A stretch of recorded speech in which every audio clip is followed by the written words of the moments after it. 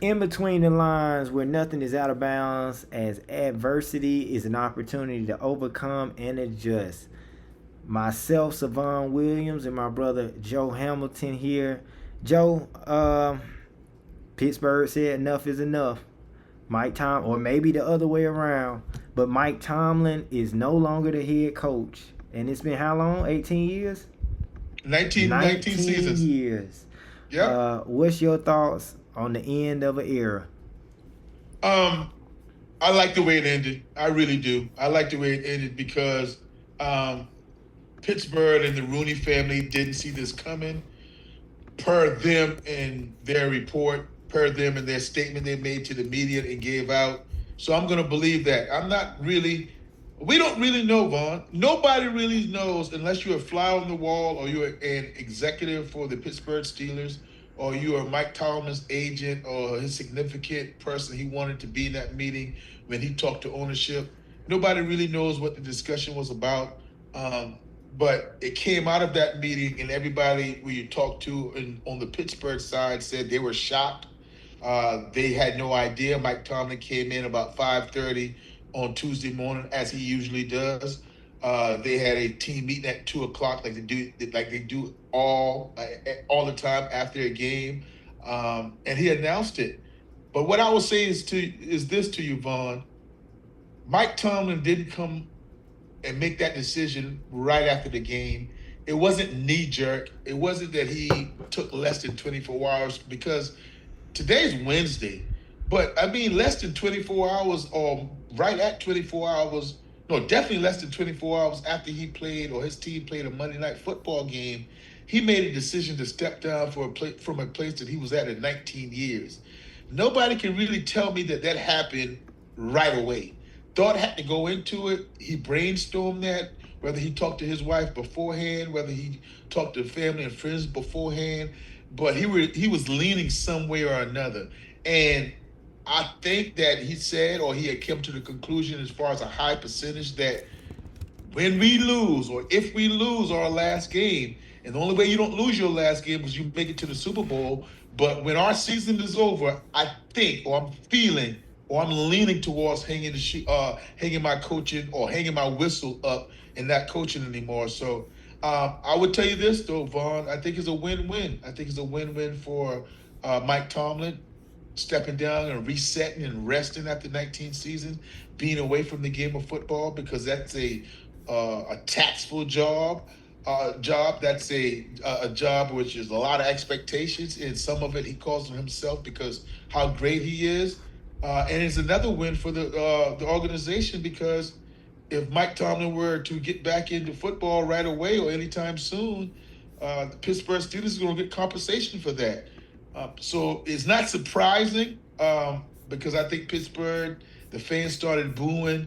A lot of people there in the organization or around the city and sports radio hosts started to, talk really bad about him and not appreciate the work that he put in. But I think everybody is feeling pretty good that nobody had to get fired. That's Right. my immediate thought. Nobody had to get fired.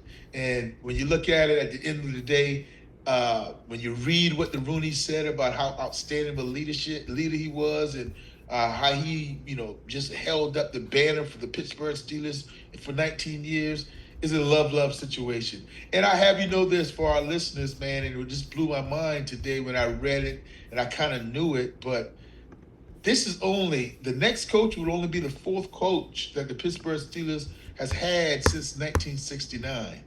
Chuck Noll, Bill Cowher, and then Mike Tomlin.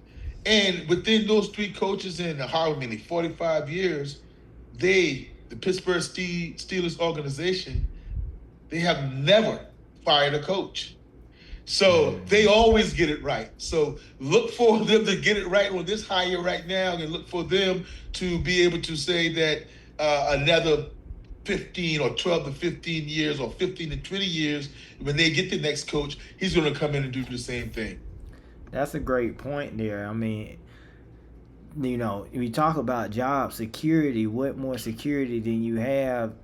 Could you possibly have than to show that the ones your predecessors, the ones before you, Cause been there at least a decade. So it's like that maybe, most people talk about what's the best head coaching job based on the talent that's on the That's team. right. But that can also come with a lot of pressure because if you don't perform and get a championship with that talent, especially with the microwave, we gotta have it now. They'll hire you today and fire you tomorrow if you ain't doing based on their expectations. Right. So to see, and this is with any, not even just with NFL and head coaching, even though that's what we talking about, but this is with any job in any industry. Job security in 2026 is a thing that's non-existent. So the fact that you just mentioned that for the Steelers and how they only gonna have 4 coaches in the illustrious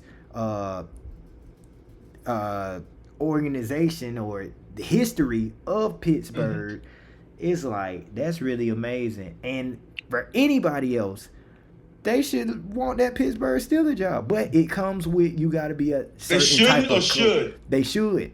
They should. Yeah. But it comes with being a type of, you got to be a Steeler guy. You can, it can't, they don't, like you said, they don't get it wrong. So my next question was going to be, is it a rush? Because since they ain't made no mistakes at coaching, should they take their time? Should they, you leave the decision completely up to the Rooney family because they haven't got it wrong yet. So whatever they doing, keep doing what they doing. Hands off, Vaughn. There is no rush with that organization, and the fans should know that. And I'll tell you another piece of a nugget that I'm thinking about now with the Rooneys and with the Pittsburgh Steelers.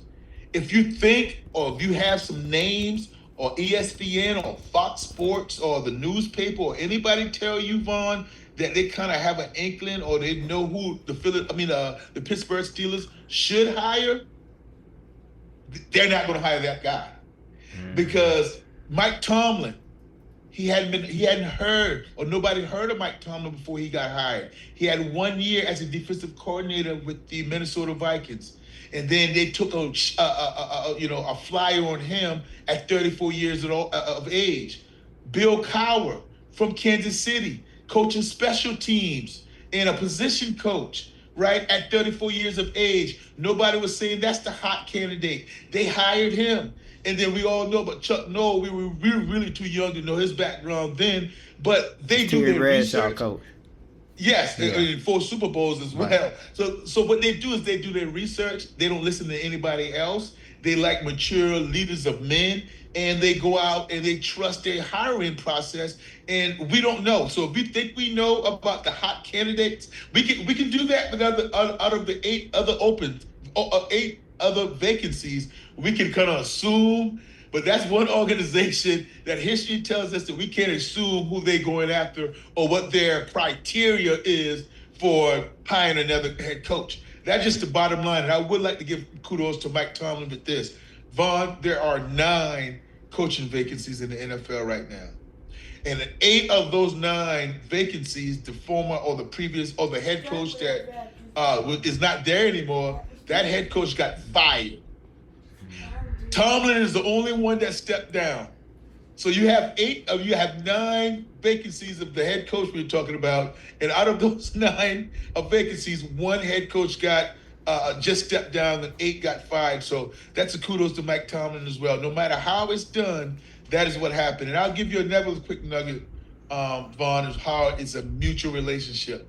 I don't know what happened in that meeting yesterday as far as whether the Rooneys asked Tomlin to step down and it was that mutual, or Tomlin went and say, I can't do it anymore. I don't know. But I do know that they came to some kind of agreement that Mike Tomlin is not going to get back into coaching this year. And the reason why I'm saying that is because if Mike Tomlin was to get back into coaching this year, that's a boatload of money. That's something that the Rooneys would have to pay out, or that's something that, the other compensation for a coach or a trade, for instance, like Sean Payton. Sean Payton left New Orleans and he sat out a year and went to media. And when the Denver Broncos wanted to hire him, they had to call and ask for permission from the Saints. The Saints had to give them permission to do that, and they got compensated for it.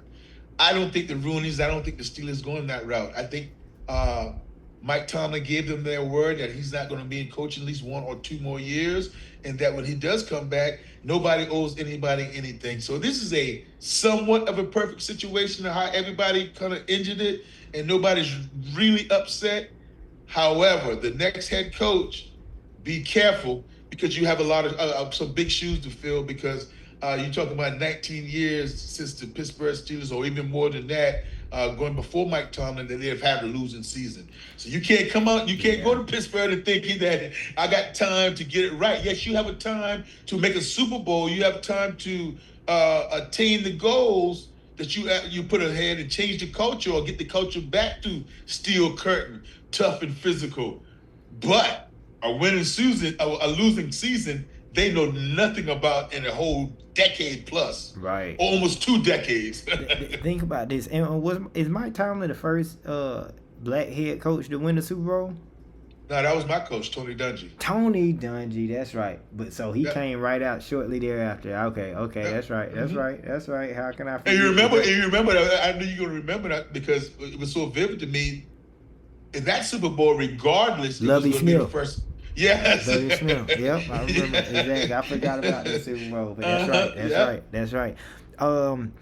No, that was some great points in regards to Mike Tomlin, as well as shout out to Coach Dungy. Yeah. Just showing that's how Sharon Moore should be taking notes, and all the other black head coaches or they're striving to be head coaches, take notes. Mike Tomlin, you ain't never heard nothing bad about. Players always talk good about him. Not even about the players, but they respect them. Whether you talking good about somebody or not, they respect them. He always gonna had a good message.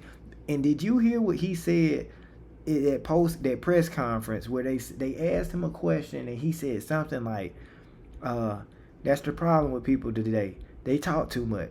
He said something like, you either is or you ain't." Let me see. I'm about to pull it up. It was real quick. It was real quick, but it was like a sound bite that you like literally you couldn't. No, he doesn't mess around. I mean, he doesn't mix words. He doesn't have to sugarcoat anything. And he's a confident brother. He's a very confident brother that's really comfortable in his skin. And you have to like that. You have to like that. And you have to applaud it.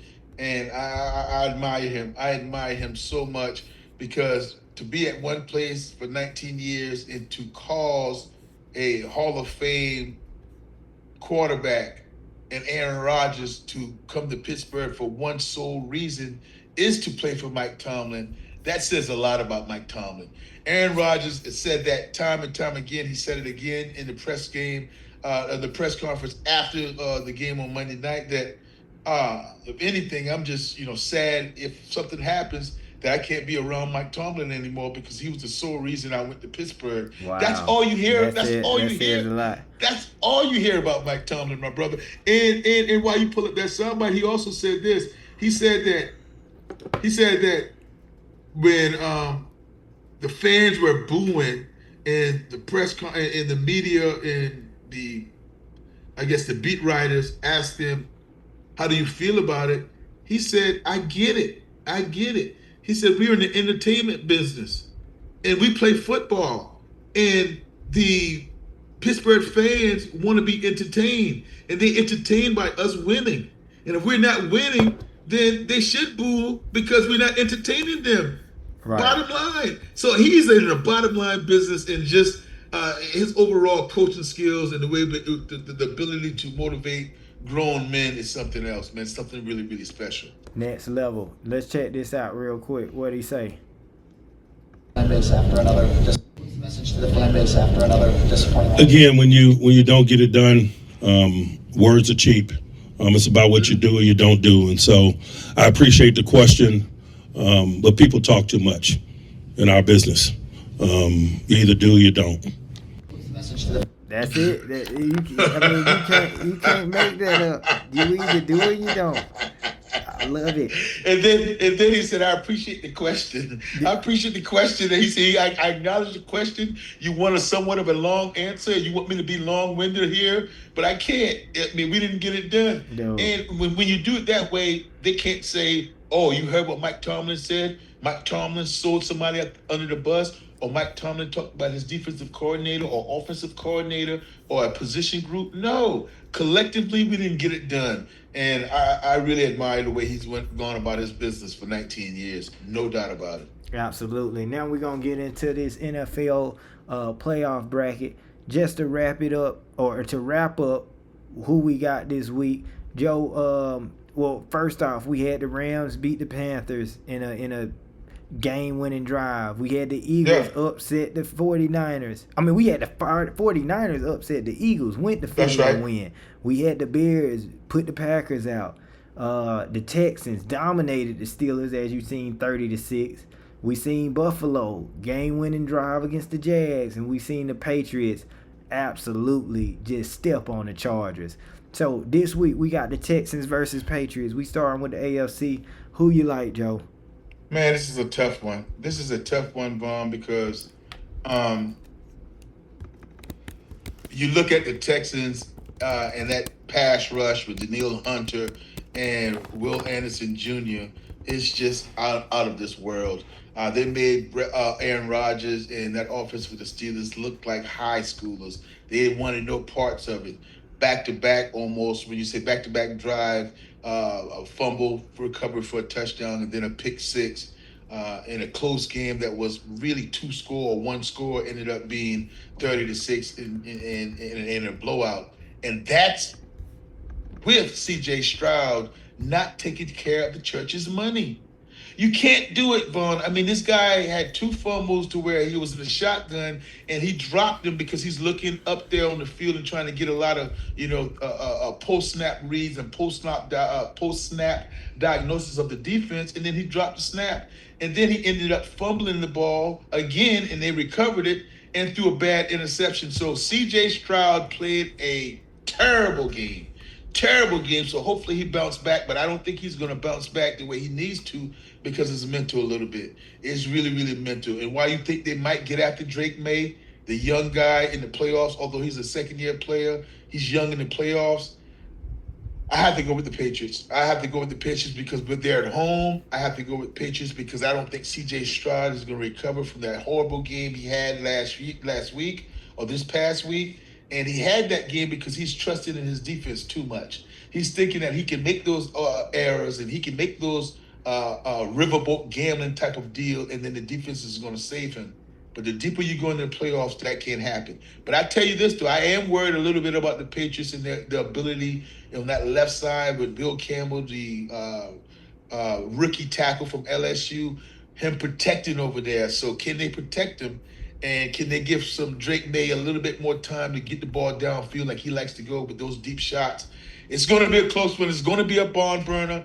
And the Patriots are going to struggle a little bit scoring. So is the Texans. But I have to go with the Patriots because they're home.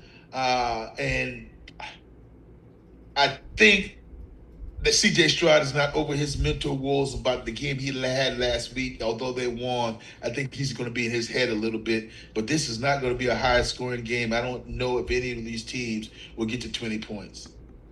Well, I'm going to keep it short and sweet. The Patriots been on the road all season long.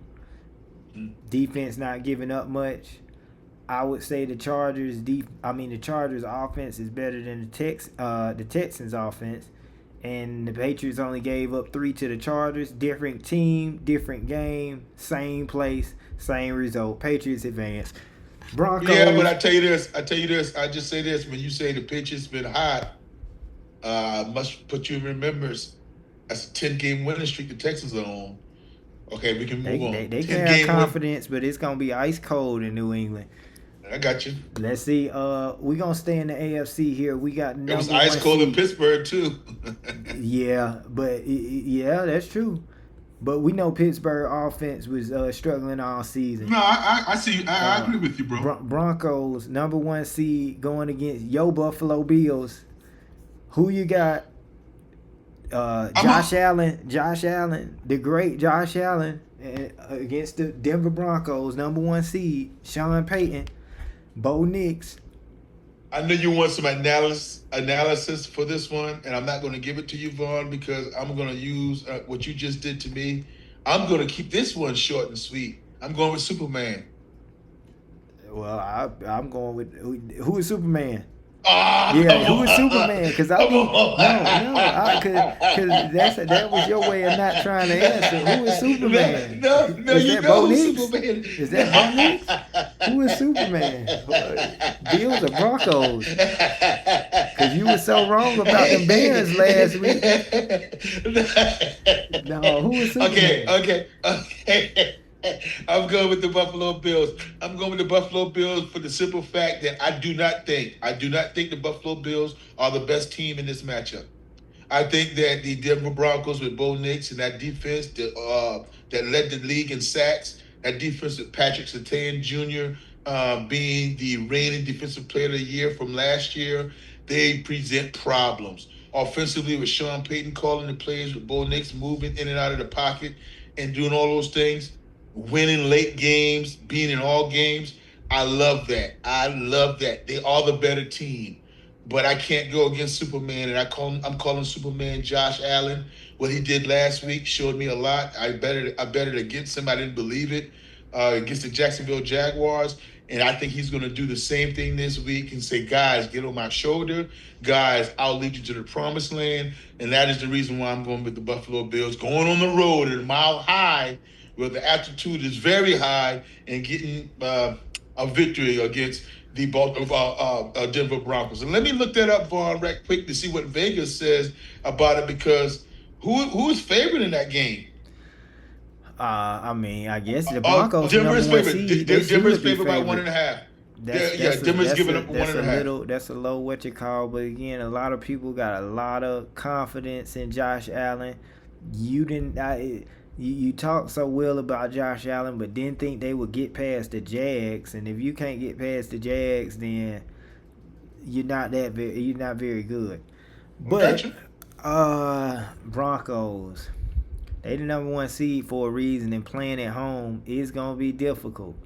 If Josh Allen play the same type of game that he played against the Jaguars, Denver gonna beat them by about 14. But I think Josh Allen gonna play way better. And did you not watch the game he played against the Jaguars? No, I watched the game, but I didn't think it was a perfect game. I didn't think. Nobody's gonna play perfect. But I mean, it wasn't the best game that he's ever played. No, we're not doing that, Vaughn. Let's not do that. Do you think that was a top 5 Josh Allen performance in his career? It was up there. 28 or 35, 273 yards and a touchdown. Also 33 yards rushing and 2 touchdowns, so 3 total touchdowns. Was it a top 5 performance in his career? It was not. No, but you didn't need that. But he doesn't have weapons around him, man. You needed him to perform. If he do those same stats that you just called off, they getting beat by 14 against Denver. See, but that wasn't my pick. My pick was that he would play better. I think he would play better. Sometimes you throw me off, Vaughn. Sometimes you throw me off. And this is the reason why you're throwing me off this time. Is because, no, that was not one of his top 5 performances. But one of his top 3 performances, in my opinion, came in a loss. No, that's fine. Against the Kansas City Chiefs. So I'm not going to rank that as a top 5 performance when you lose. I'm not going to rank that up there. It's still the top 5. No, one of my best games ever that I ever played was a top 5 performance. Yeah, we know it's Florida State. You ask anybody, they gonna say Florida State. But I don't want to talk about that because we didn't win. That's not a top 5 performance in my book when you don't win. Personal. That's your personal opinion. But other than that, they would say Georgia, one of the Georgia games that you won. But whether you won or lost, they probably would say Georgia or Florida State. But hands down, Florida State was the best game you ever played. Hands down. Yeah, but Vaughn, wins and losses. See, that's what I'm saying about you. Wins and losses. You're so competitive. Wins and losses. You're so competitive. How you feel about the game, but everybody else that got the eyes that's watching the game can say, "Hey, I remember that Florida State game, or they gonna say, hey, I remember that Georgia game. That those are only ones that's gonna be in comparison when you talking about the best games. That don't mean you ain't have great games, obviously, with all the stats that you got and all the records you got broke. But but what I'm saying, I agree with you. I agree with you. What so you're even to saying say. Josh Allen, I was talking about the Chiefs as one of the, and I was gonna say the one when he beat Lamar Jackson is in the top 5. But the point was that Jacksonville game wasn't a top 5 performance, and that's what he gonna need in order to beat the Broncos. I got you. We can move on, but the man had 7 incomplete passes out of 35. I mean, you want the man to score 35 for 35? We just seen Mendoza throw more touchdowns than incompletion, so it can be done. All right. My point is, your expectations was that they weren't gonna get past the Jaguars. Now you want to moonwalk and talk about he's Superman. No moonwalk. No, he showed me that. That's what I'm saying. See, that's what I can do, Vaughn. I can do that with the best of them. If I say something and I'm wrong and you prove me wrong, I'm going there. He proved me wrong, so I'm with him. Well, I was never against him. I just said you got to prove everybody. Don't say he's Superman now, and then when he lose, oh well, with the talent that he had, he was supposed to lose. That's excuses. That's excuses. What did Mike Tomlin just say? I'll just go by the game. I'll just go by the game. What Mike Tomlin just said? Either you do it or you don't. That's exactly how we going. And last week he did it. No, that's my point, and I want to hear that. If they don't advance, I want to hear either he did or he didn't. No other excuses. No, but it's going to be they. It's going to be still they. They who? The Buffalo. See, Vaughn, you trying to put it on just Josh Allen, the quarterback. No, because we I'm had not doing this discussion between Josh Allen and Lamar Jackson. They don't say they. They say Lamar Jackson can't get it done. Lamar Jackson can't get past, can't get to the Super Bowl. Lamar Jackson has been the reason why they didn't do it because of his play, though, Vaughn. That's the difference I'm trying to tell you. I was trying to tell you. Lamar Jackson has played subpar in those games. Josh Allen has played not. Enough. He played well enough for them to be one play away, and sometimes he wasn't the one that didn't make the play in order for them to succeed. Well, when you get a chance, just look up Lamar Jackson postseason numbers. His interceptions is more than so he played well, and then Josh Allen is playing well. Sometimes Josh Allen don't play well; he just play good enough to win, and that's all that matters. I'm talking about those history. I'm talking about the playoff history between those two quarterbacks. The last Lamar Jackson interception and touchdown. He's thrown more interceptions than touchdowns in the playoffs. Are we gonna mention mention when Zay Flowers caught the pass and fumbled at the 1 yard line in the playoffs? That doesn't go on Lamar Jackson's turnovers. But that don't count as a touchdown. That don't count as a touchdown. It should have been a touchdown. He dove and it got punched out. That's Zay Flowers. What about last year when Andrews dropped the pass? Is that Lamar Jackson? That don't count either. That was extra point. But that was the game. No, that was the game. That was the game tying extra point. Yeah, but I don't come to anybody's stats. Though what I'm saying is, when you look at the overall stats, like we like to do it, Lamar Jackson has more turnovers than touchdowns. That's fine as well. My point is, how's that fun? Lamar Jackson and Josh Allen is in the same boat. They both are MVPs. No, they're not. Why? How are they not in the same boat? Because one has been playing well Superman. One has been playing well in the playoffs, and one has not. Well, who cares if you've been playing well if you ain't been to the Super Bowl? Like, that's just good for you to say that. That's good for you to say that, but if you ain't never been to the Super Bowl, then guess what? I'll tell you this, Vaughn. I care because I look more than just the next day at the newspaper and see who wins and loses. No, guess what? I watch the game and I say who played well. I'm going to watch the Super Bowl, and if you ain't in it, then I don't know you played well all playoffs. That's what, because you don't watch the game like I'm watching the game. On the biggest stage, you ain't there. So guess what?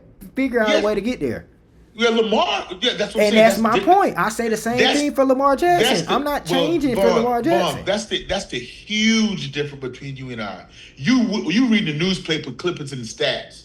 I'm watching the game to see if you played well or not. Dude, I'm watching the game. But again, and Lamar Jackson has not been playing well as the quarterback. What did in the playoffs? I'm gonna just say, since we talking about the Mike Tomlin era, what did Mike Tomlin just say?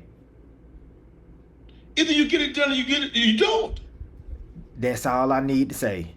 That's Yeah, all, but and again, that goes for anybody. That goes for Lamar but Jackson. That goes for Josh Allen. You We can't saying the use that same when you thing want for to. all the No, players. we not. We No, we saying the not. same thing. Say this, but I don't want you to say what I want you to say, but that question was asked to Coach Tomlin about his team. And he wouldn't talk about anybody specific. So say that. Say Baltimore didn't get it done, and say Buffalo. Well, So don't go to I the don't care how quarterbacks. you say it. So no, you went to the quarterbacks. Because they the leaders of the team, so they So gonna then get the again, we got to blame. see how they play. So They gonna get the blame regardless. Guess what? When LeBron was taking his teams to the finals and they kept on losing, he was getting the blame. They didn't say, well, he ain't had the team. Some folks don't nobody care. Either you did or you didn't. People talk too much. Just get it done. We that's live in the results. Well, to your point, that's how I feel about Florida State game that I had. What somebody says is a great game. It didn't get done, so that wasn't a good game. So I suck. You got a reason to feel that way. If that's So how I mean, you feel. according to you, I sucked that game because I didn't get it done. Hey, if that's how you feel, but that don't mean everybody else is gonna feel that way. Huh? That's what you alluding to, right? That is not what I said. No matter how you play, you don't get it done. It doesn't matter. See, I think you misinterpret when I say somebody. I've never said that Josh Allen sucked or Lamar Jackson sucked because they didn't go to the Super Bowl. No, you're saying the same boat, but I'm saying one is playing well in the playoffs and one is not. That's and how far is it getting them? Not in the bowl. When it's time for everybody to watch, ain't nobody seeing them. So this is this opportunity to get it done. There's no point of us to keep talking about going over the same thing. Until Josh Allen is in the Super Bowl, you can keep the Superman. But okay, I actually, you about to make me change my pick. I actually like Buffalo to advance. I ain't gonna make you change your pick. You gonna make me change my pick because you keep on talking. I'm about to root for the Broncos. Well, you should say, man, you should say the rest of every time the Buffalo moves on or whatever Buffalo, you talk about Buffalo, you should say Josh Allen and whoever they play. Because they don't have a team. So it's Josh Allen and whoever they play. If I make a clip of last week episode, when you said the Jags was going to beat Buffalo, I said Josh Allen going to find a way to advance. I didn't say nothing else about the Bills. Because that's how you talk, though. You talk like non-football wise. That's non-football. Well, with your record that you just presented, you must ain't watch no football either. But I don't say one person's gonna do anything. That's what happened. He found a way. The same way I said, hey, Matt Stafford gonna find a way to win. The same way you said, oh, the Packers got this, and that going on, and I said, well, I like Paint Williams. Oh, it sounds like you've been undefeated last week then. Well, if the Eagles would have did what they were supposed to do, but it's neither here nor there. You can't win them all, but I'm gonna win more than you. That's how I say. I say you can't win them all. Obviously, you flipped. You won one more game than I won, man. Hey, you just as good as your last game. My last game I won. You still ain't win enough. And you still was one less than me. I thought you picked the Steelers. And you still was one less than me. I thought you picked the Steelers. I was only trying to go opposite of you, but I was rooting for Mike Tomlin. But then again, you just said you only good as your last game. Last game that I watched. Last game I watched was the Patriots, so. All right, man. All right, go ahead. But so we clear. Who you going with? Bills and Broncos. It's a toss-up. I mean, I would like to see Josh Allen advance. I'm going to go with, I ain't seen much Broncos this year, but I know they the number one seed for a reason. I just think Josh Allen going to find a way to prove me right. Prove me right. I got him. Prove you right about what? That Josh Allen going to find a way to get the victory. Broncos got number one defense. Give me the Broncos. We going Denver. It stops here. But what? You're going against your heart, man. Listen. This is not about me and you, man. Listen. What did Russell Wilson used to say? Broncos, let's ride. Give me the Broncos, man. I'm sick of it. I'm sick of it. That's a safe pick. They favored by 1.5, man. That's not bad. Man, all right. Let's go Rams, Bears. Well, no, I think that's going to be the best game all week. So let's go 49ers, Seahawks, NFC West division game. Third time they playing. Who you like?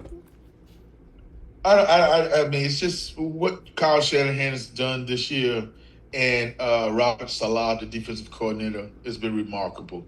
But I think the buck stops here. I mean, can they do it again with so many injuries? I heard that Fred Warner can come back. He might come back. They're not ruling him out. I didn't know it was a possibility for him to come back, so that might be a little jolt in the arm. But it's just too much. It's just too much. That the 12th man in Seattle, that crowd, being at home, being rested, offensively, all I can think about is the 49ers having just CMC, Christian McCaffrey, and no Kittles.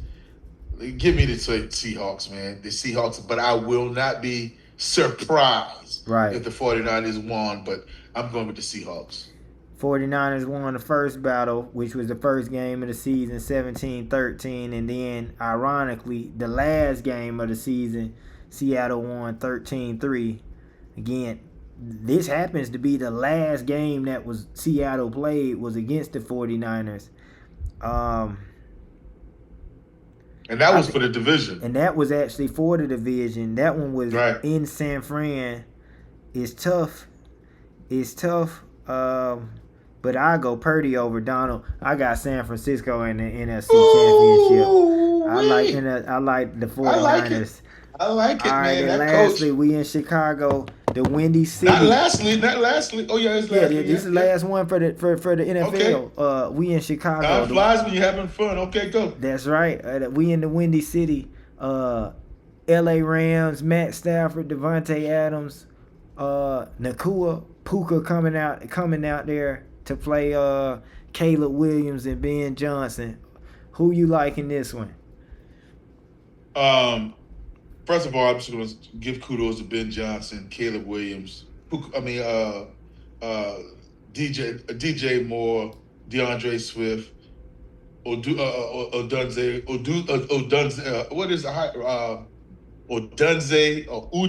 whoever from Washington. He's a very, very good player.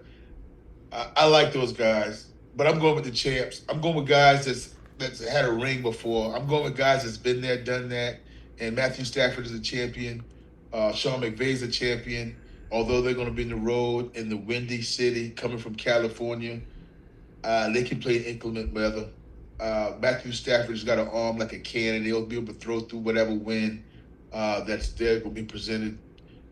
Give me and shout out to these play callers. If you want to watch an innovative, creative motion and concepts and setting up plays and running reverse passes and all these different type of things, this game is the game you want to watch. It's going to be a really, really good one. But I have to go with guys that's been there, done that. Caleb Williams has never been in a playoff game.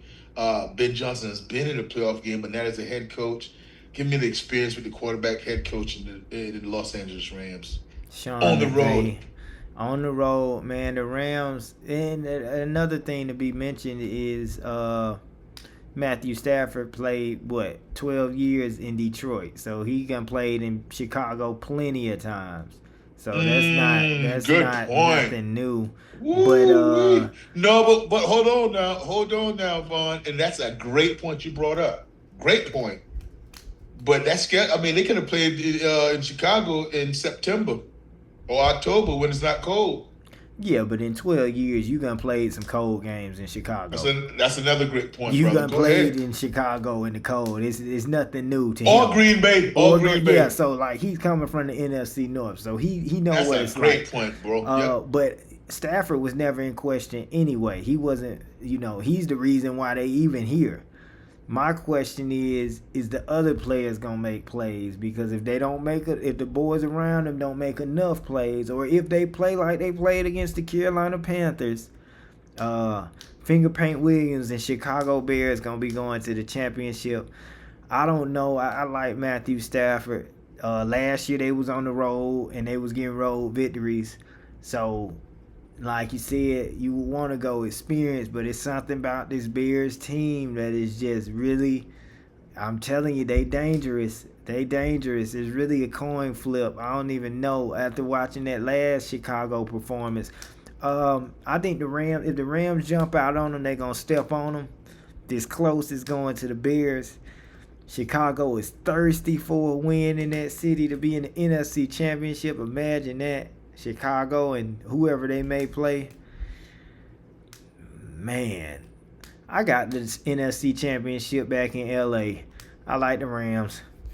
I like the Rams to advance, but because the 49ers are 6th seed, whoever win that game will be playing at home for the NFC Championship.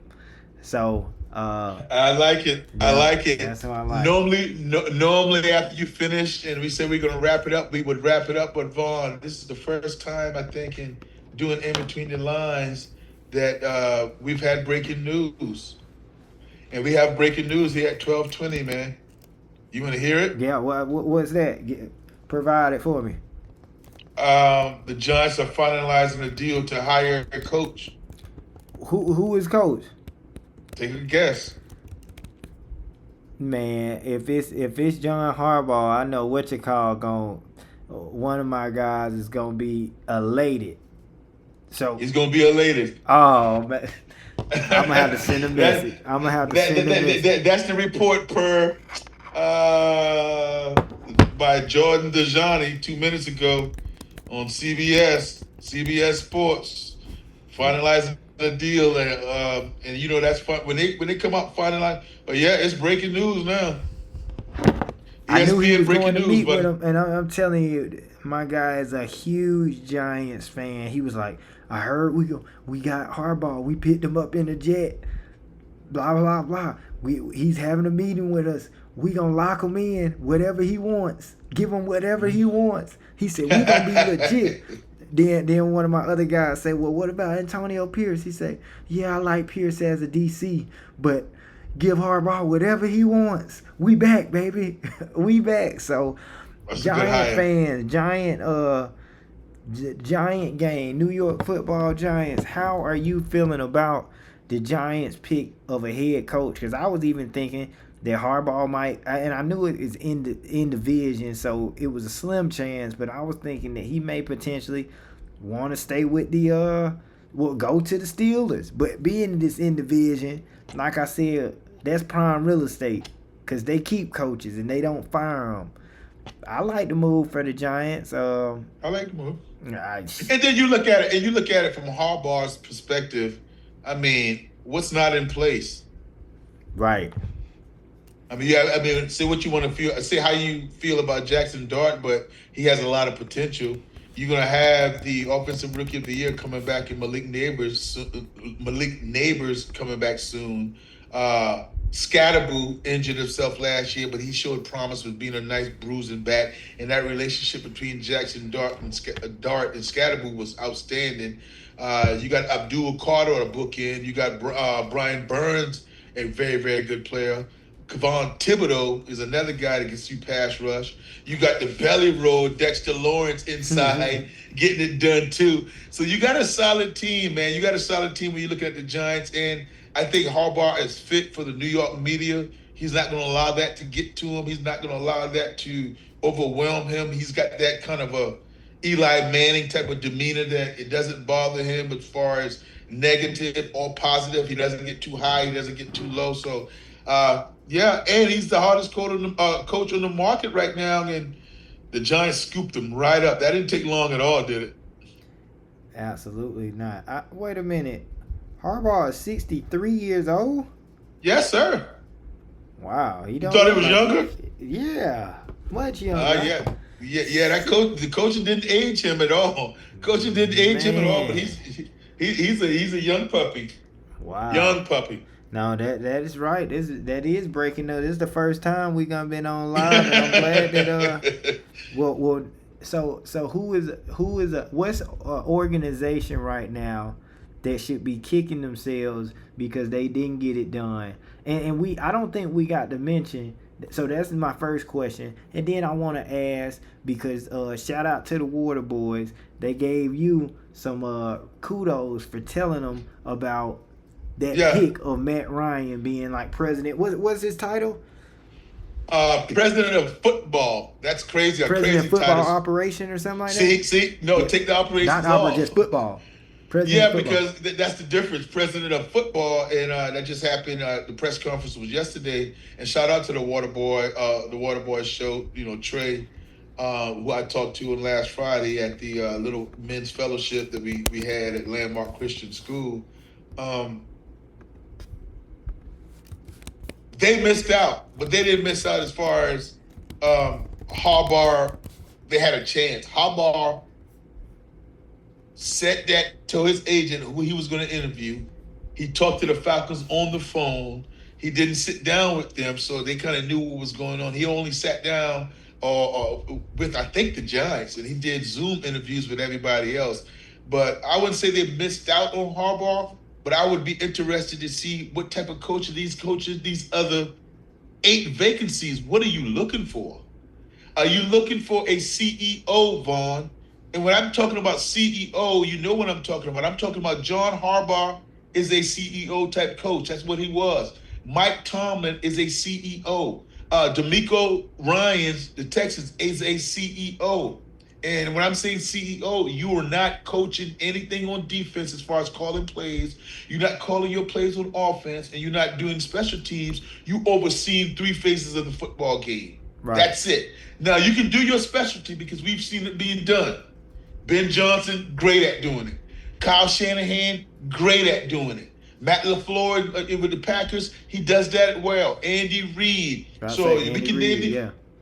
Yeah, so we can name those guys that does it, and they're pretty successful. But I want a guy that anytime a play is being ran on the football field, I'm in tune.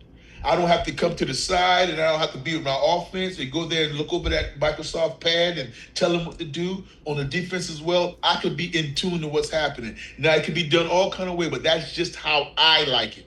And who were the 4? Let's go through that real quick. And let me see and judge that. Let me see who all in there have CEOs, Vaughn. Let me see this real fast because that fascinates me about that. Bills, Broncos. Yeah, Sean McDermott is a CEO. He doesn't call his plays. Sean Payton is another guy from the Broncos that does it his way and has been doing it good for a long time. He calls his plays, so he's just not a one-trick pony. 49ers. No, Kyle Shanahan calls his plays. Yeah. And this is the anomaly. This is a tricky one. Seahawks. Mike McDonald calls his own plays, but he's a defensive coordinator calling his own plays. We hadn't seen that in a long time. He does call his own plays, but on the defensive side. Was Rex Ryan calling his own plays when he was with the Jets? I think when he first got there, or he took over because somebody didn't do a good job or wasn't doing a good job. He took over because that's what I like too. When you grab that headset from somebody and you say, "I'm not going to let this happen," that is good. Texans. D'Amico Ryans used to, but he doesn't do it anymore. So he's the CEO. Mike Vrabel, CEO. He can, but he's a CEO because Josh McDaniels, and then one guy had cancer who he named as a defensive coordinator, and now is an interim defensive coordinator for the Patriots now. But Mike Vrabel does not call any plays. Rams, yes. Sean McVay calls his plays. Yeah. And the Bears, and we know about Ben Johnson. So it's interesting to see that dynamic. For me, like I said, my dad has always reminded me of a CEO type coach when he was coaching, that he wanted to be around and he wanted to be in tune like that. But it can be done both ways or either way. That's just fascinating to me. And it goes back to your question or your thought about Matt Ryan being the president of football at the Atlanta Falcons, in which they created a position. That last year they didn't have that position, so they wanted Matt Ryan back really, really bad to do that. I think it's nothing but positive, Vaughn, until he gets in there and he does something wrong. What's wrong? I mean, because he's not coming in there to hire a coach. He's not coming there to hire a GM. He's coming there to be a consultant. He's coming there to be another eyes, another set of ears, another set of eyes. What's wrong? Now, I know a lot of people would tell me, hey, he made some bad decisions in the Super Bowl, getting walked back down 28-3, and he let the Patriots come back. Okay, that's a team effort. Maybe he could have done some things differently. But come on, don't judge the man thinking he going to be in the front office if you don't like him and what he did in a Falcons uniform. Give him a chance, man. A football guy, a leader, in my opinion, that knows a lot of ball in the building, I think is a good hire. What say you? Well, I think that Falcons jersey you got on is absolutely horrible, for one. You don't know the number. I see that might be Mike Vick because I see a 7 and it can't be nothing else. Why? Who? What other number? I know that ain't Matt Ryan. 14. Yeah. Turn around. Who is 14?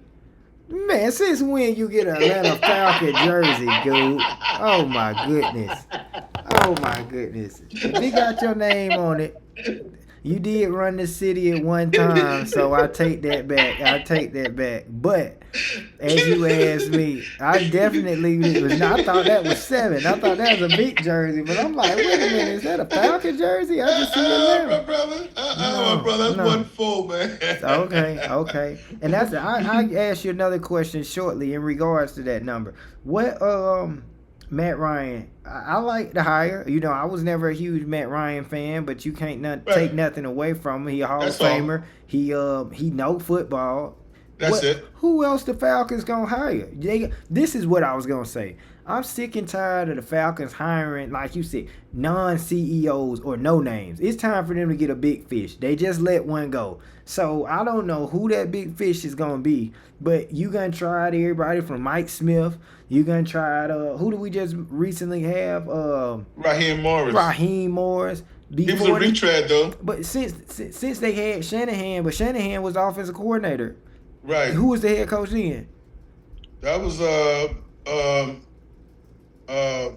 boy in Commanders, Dan Quinn. Like, I'm just sick and tired of it. Like, if you gonna if you gonna be a pretender, be a pretender. But if you ready to be for real, bring somebody in here like a Matt Ryan. That's a big name. It need to be somebody that's gonna make a splash, that's respectable. They're gonna done it on the highest level. It's time for them to go ahead and get Belichick from North Carolina. It's time. I would agree with you, Vaughn, if we just didn't talk about how a team did it up there in Pittsburgh. Why can't you do it that way? What you mean how a team did it? Why can't you trust your interview process and get a guy that's not a big name? Because you can't. Because I told you, you ain't been in Bill the playoffs Cowell wasn't in 8 a big weeks. name. You ain't been to the playoffs in 8 years. I'm not trusting whatever y'all doing ain't working. That's why you hired Matt Ryan. Yeah, but maybe Matt Ryan can go and kick the tires on somebody, maybe an assistant coach or maybe a quarterback's coach or maybe a coach that just had 1 year defensive coordinator that he sees and knows that maybe that guy is a leader of men. Let's bring him in and give him a chance. And I don't want, so I see where you're coming from, Fawn, but I'm willing to try somebody new to try to see if you got a chance of finding a diamond in the rough. They gonna be trying to get a diamond in the rough and ain't been to the playoffs in 8 years. Raheem Morris wasn't a diamond in the rough. Raheem Morris had failed already as a head coach. Well, they were trying to turn trash into treasure. Either way, the decision-making process in the Atlanta Falcon organization has not been very well. It's time to bring a championship coach in, not trying to make a championship coach. If they ain't getting Kyle Shanahan that took him to the Super Bowl, they got Matt Ryan back. It's time to get a name that's going to be respectable, because right now you still ain't got no quarterback. And the biggest decisions in the organizations that's going to uphold the organizations is your head coach and your quarterback, and they ain't got neither. Mm-hmm. So I'm sick and tired of it. The Falcons is like the Cowboys. Cowboys ain't had a big name coaching since Bill Parcells. No. How so? The Falcons are not like the Cowboys. The Cowboys are champions. No, dude, don't tell me about no championship 30 years ago. I'm sick of it. They are champions. No, I'm saying in regards to lately. What have you done for me last 2 decades? What championship they got? None. How many championships they got since Skylar been born? None. All right. Well, then don't tell me something about when you was 10 years old. I mean, come on. I mean, what the Steelers had? Steelers got 2 championships. No, that's since Skylar's been born. They got one at least since he been born. No. Yeah, they gonna have a championship within 17 years. Tomlin won in Skylar's 17. Tomlin won in 2007, and Skylar was born in 2008. Well, at least they've been relevant. They've been to the Super Bowl. because they Yeah, lost to because the Aaron Packers beat Rodgers. them. Yeah, they Yeah, lost to Aaron Rodgers. But all I'm saying is that, Cowboys I ain't been mean, there. Cowboys are the championship organization, brother. You talking about championship organization since when? Since 1996. Yeah, that's almost 30 years ago, Joe. That's Just like you fine. tried to tell me with Ohio State, it got to That's be a fine. time limit in this since this. No, but again, when I was bringing you with Ohio State, I was at least telling you about some teams that have won a championship before.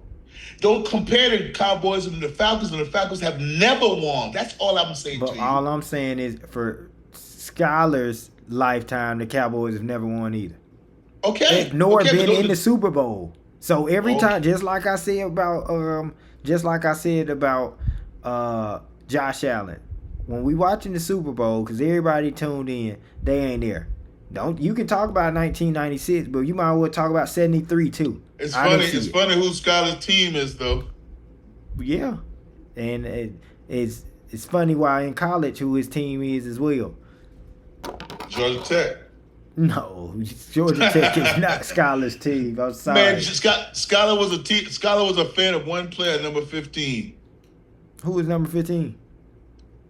Ezekiel Elliott from the Ohio State Buckeyes. That's what you're talking about? Dude, He was a fan of one player. Skyler's favorite team in college is Ohio State. It ain't no one player.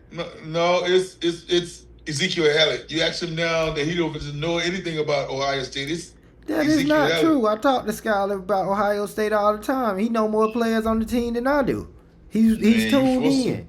You talking about All right. Tech. He ain't talked about Tech since y'all was watching the game. Now, lastly, since we talking about college, you wanted to discuss some breaking news in regards to the kid from Oregon. What's his name? The quarterback from Oregon decided to stay. It's breaking news and it's interesting, Vaughn. You want to get into it? This is another 30 minutes, man. It ain't gonna take 30 minutes because I got something short and sweet for me. So I'm gonna let you. No, because it's two situations. It's two situations with two quarterbacks that is not even a dilemma. Is just interesting and it's just fascinating how it's happening, and I love it. And this is what we got. We have Dante Moore from Oregon, projected top 3 pick, and some Mel Kiper projection. He's going number 2 behind. He was going number 2 behind Fernando Mendoza from Indiana. Sophomore, only played 20 games in his college career, and he decided to forego going to the NFL to stay in college and run it back. And turned down not second, not third, not fourth round money, turned down top 10, top 15 first round money. I think that's kudos. I think that's having your ducks in a row, because when I heard his press conference, he said that I have a lot of things I need to work on. And when people are talking to me to say, hey, I'm not quite ready, you can hone in on this and hone in on that. I know there's a lot of NIL have to do with that, because you don't have to run out there and get paid top dollars to be a number 1 overall pick. You can make that money in an endorsement. You can make that money in being the big man on campus and having some, sponsorship or deals where you got a car or you signing autographs. I love that.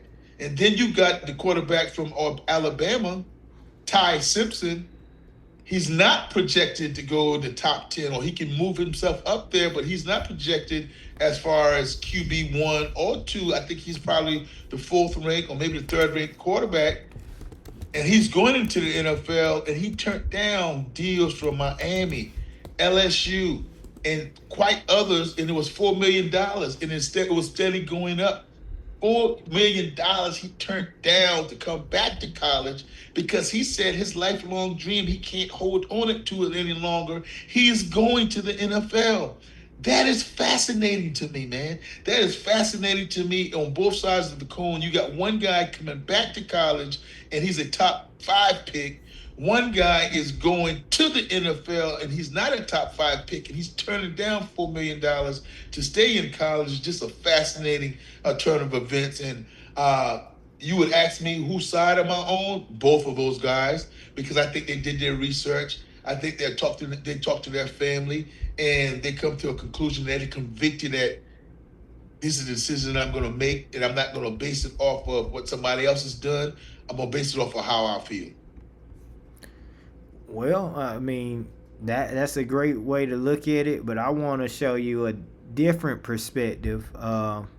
Oftentimes, Joe, I don't know if you just root for the quarterbacks. Obviously, the young men get their money regardless, whether they stay in college or whether they are going to the pros. However, I want to take a look at something right here.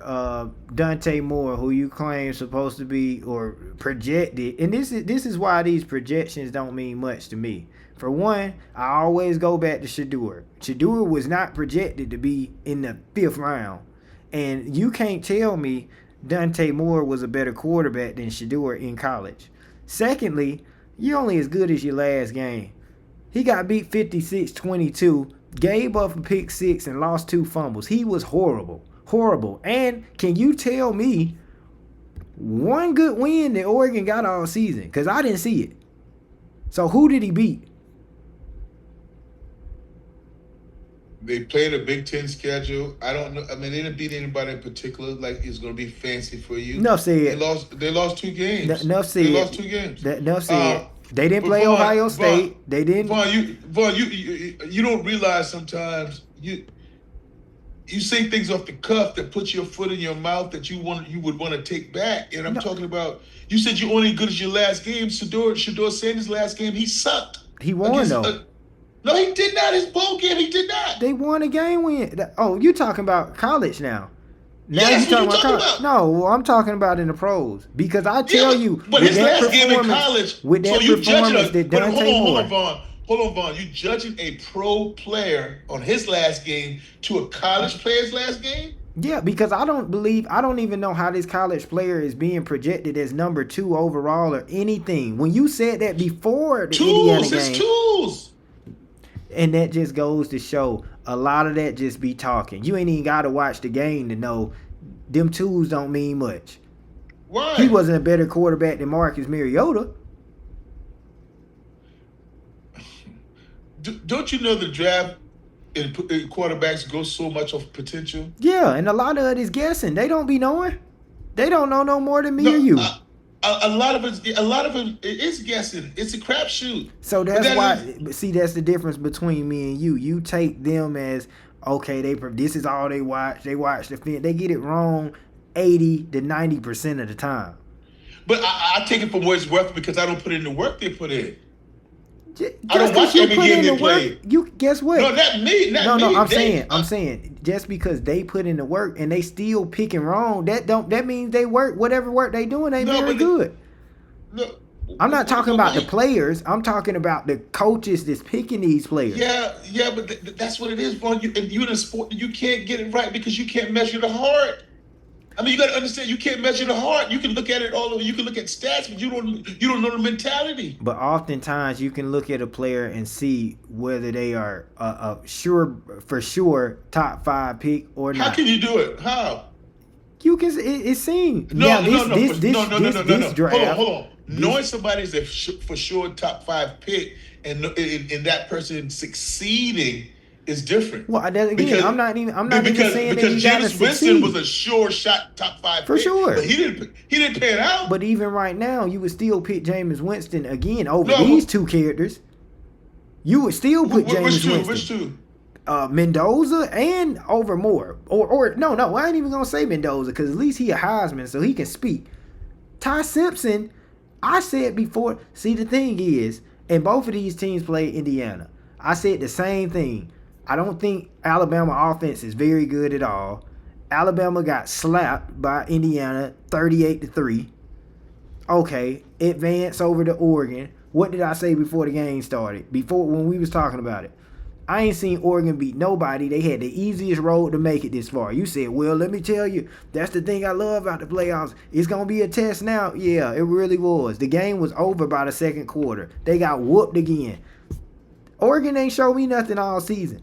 Don't mean it wasn't a good team, but the Heisman or top 2 projected quarterback, I didn't see it. You don't get it, man. I didn't see it. And you can watch film all day, but in the biggest moments when you have a game like that, you don't get you it, should stay home. You don't get it, man. You don't get it. Caleb Williams did not win one thing. He won Heisman. No, I'm talking about he didn't win anything at USC. He won Heisman. He had to put up some numbers to win Heisman. They ain't just giving it out. Well, okay, then. Well, look at Dante. Oh, look at Dante Moore's numbers. Dante Moore had 30 touchdowns, 10 interceptions. That's numbers. That's the 3-to-1 ratio. He had 30 touchdowns, 10 interceptions. But what did he do when the lights was on? Because ain't nobody. Because I just asked you. I just asked you who did Oregon beat all season, and you couldn't name one team. Who did Caleb Williams beat? Who did they beat?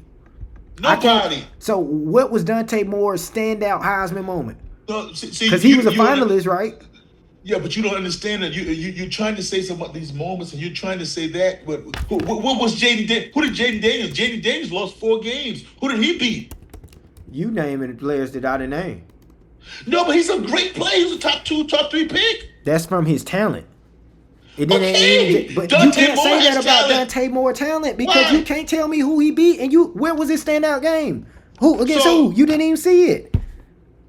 I didn't see Drake Mays. I didn't see Jaden Daniels stand up game either. Man, Jaden Daniels is playing in the SEC, so I guarantee you he beat somebody. Who did Oregon beat? It's been 15 minutes since I asked you the question, and you still can't name one. I told you nobody. Who did Drake May beat? Who did Drake May beat? You naming a lot of players that I didn't put on this big pedestal. You ain't putting on, but I'm trying to tell you Drake May didn't win no Heisman. Drake May went top 3. Let's see. You said name Caleb Williams stats. I love when you give me a challenge. No, I'm saying who did he beat? I know you said who did he beat, but you said name Caleb Williams stats. Caleb Williams put up 4,900 yards. What are you talking about? The most touchdowns scored rushing and passing. 52 touchdowns. What are we talking about? What are you talking about? So every time you say this type of stuff, when you say you naming somebody that was a surefire, it wasn't no question. What are we talking about? Caleb Williams. It was so why is it a question? So why you said it's a question with Dante Moore? And by the way, he's going back to school. He should be. That's my point. He should be. He wasn't ready. Yeah, but you talking about this guy like he's a nobody at 30-10 as a sophomore. If he a red shirt sophomore, you're talking like this guy's a nobody at 30-10 as a sophomore. What happened his last game? You would have thought he was You would have thought he was a true freshman. Come on, man. Don't throw out finger paint Williams like he didn't put up almost 5,000 yards. What are we talking about? Yeah, but who did he beat? Compare them. Let's see who he beat in USC. You keep on talking to who Dante Moore beat. Who did he beat? Let's see.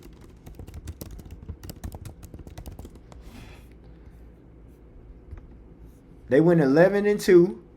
He led the Trojans to a Pac-12 championship. Oh, you gotta. You can't see it. Hold on. I don't even see that. I know he didn't beat anybody.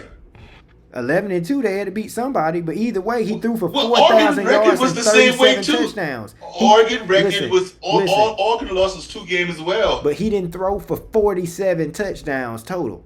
That's what because he had a better running game. He had a better team, brother. Yeah, I bet. It's not Mendoza didn't throw for a lot either. They undefeated, and guess what? When they played each other, who was the better player? It's clear. No, what I'm saying, you keep on saying passing numbers. Mendoza didn't throw for 4,900 either, but he's a really good quarterback. My point is, he didn't even show up. Please tell me your point. Moore didn't even show up in the biggest game of his career. He didn't show up. In one game, okay. But that's what I'm saying. So what game did he show up? Because he didn't show up against Texas Tech neither. He showed up in the other 11. Man. Oh, against James Madison, he showed up. What do you mean Texas Tech? When did they play Texas Tech? They played Texas. They beat Texas Tech to get to Indiana. So what do you mean he showed up? They didn't. The offense didn't look good at all against Texas. Do you not remember the game? Yeah, no, you talking about now you judging. No, because I asked you who was his big. What was the biggest game? You didn't say Texas Tech, so that goes to show you he didn't do nothing against them neither. No, Texas Tech offense was horrible. That's why they didn't advance. Oregon won 16-0. So my only point is Moore is staying, and he should. He shouldn't have been the number 2 pick or projected number 2 anyway. Because of what? Because he ain't showed nothing. Because he lost his last game? No, because the game before that, he didn't do nothing. When he played against real defenses, he don't even show up. So 2 games is going to decide the whole thing. So he played good the first game against Indiana at home, too. No, he didn't, because you would have said it. You would have said he did. What's good to you? You would have said he did. What's good to you? You would have said he did if he did. You would have said he lost the game, but he had 300 yards. No, I don't do that. No, you do that. No, you just did it with Josh Allen. You just did it. He wasn't the reason they lost. I didn't say he wasn't the reason. Josh Allen wasn't the reason they lost. You're the one who took it, but either you get it done or you're not. And that's my point. He didn't get it done. Well, you need to talk about that, like Shedeur too, in his college career, why he dropped the fifth round. Then did he get it done or he didn't?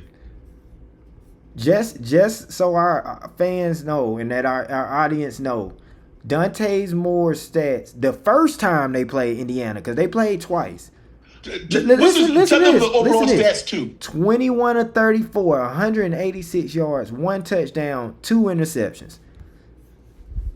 Turnover, including 2 crucial interceptions in the fourth quarter to seal the game for Oregon. Oh, you reading now, then? Yeah, say less. That. I already said I didn't watch Indiana all season. I said I didn't watch Oregon all season. That's why I said they ain't beat nobody. They ain't been worth me watching them. And when they played, they still wasn't worth me watching them.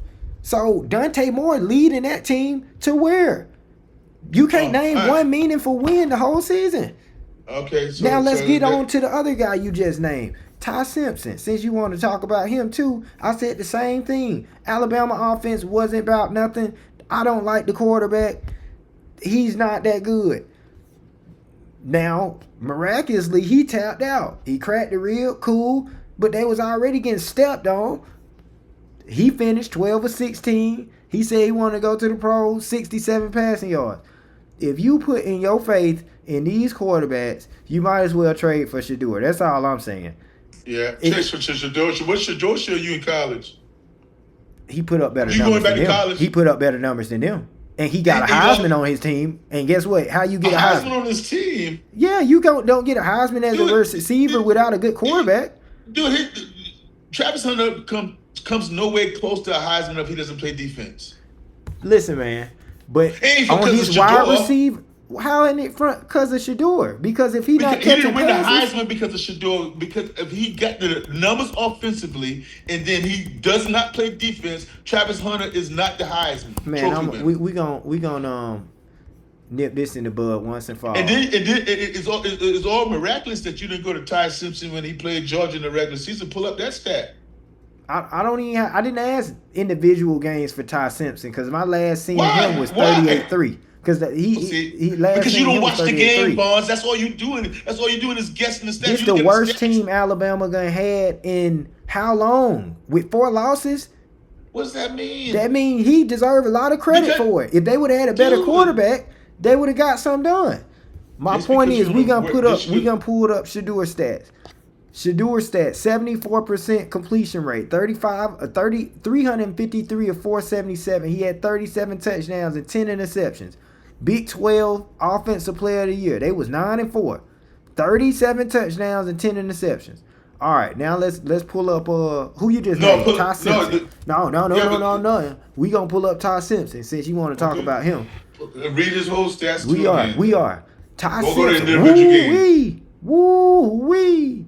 He had 226 completions out of 338 passes, 66%. That's lower.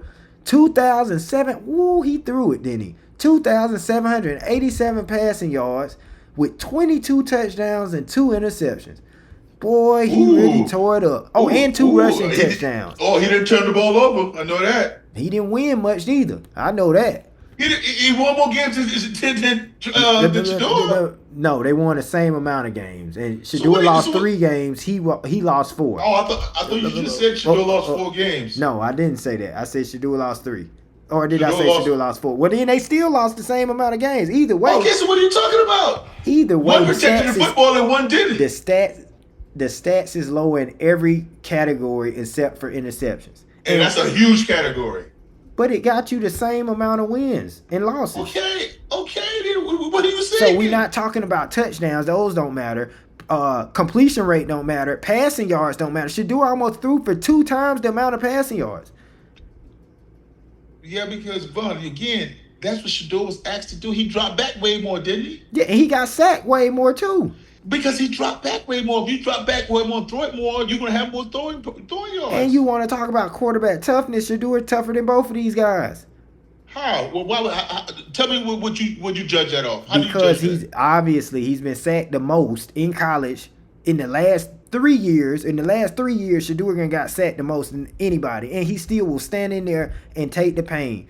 Ty Simpson tapped out. He didn't want no more of Indiana, so he didn't come back. You can name other games. He didn't look impressive at all against in the SEC championship. So again, this is another time where your last 2 games, or not last 2 games, because they played OU, but I thought OU wasn't that good neither. SEC clearly was overrated.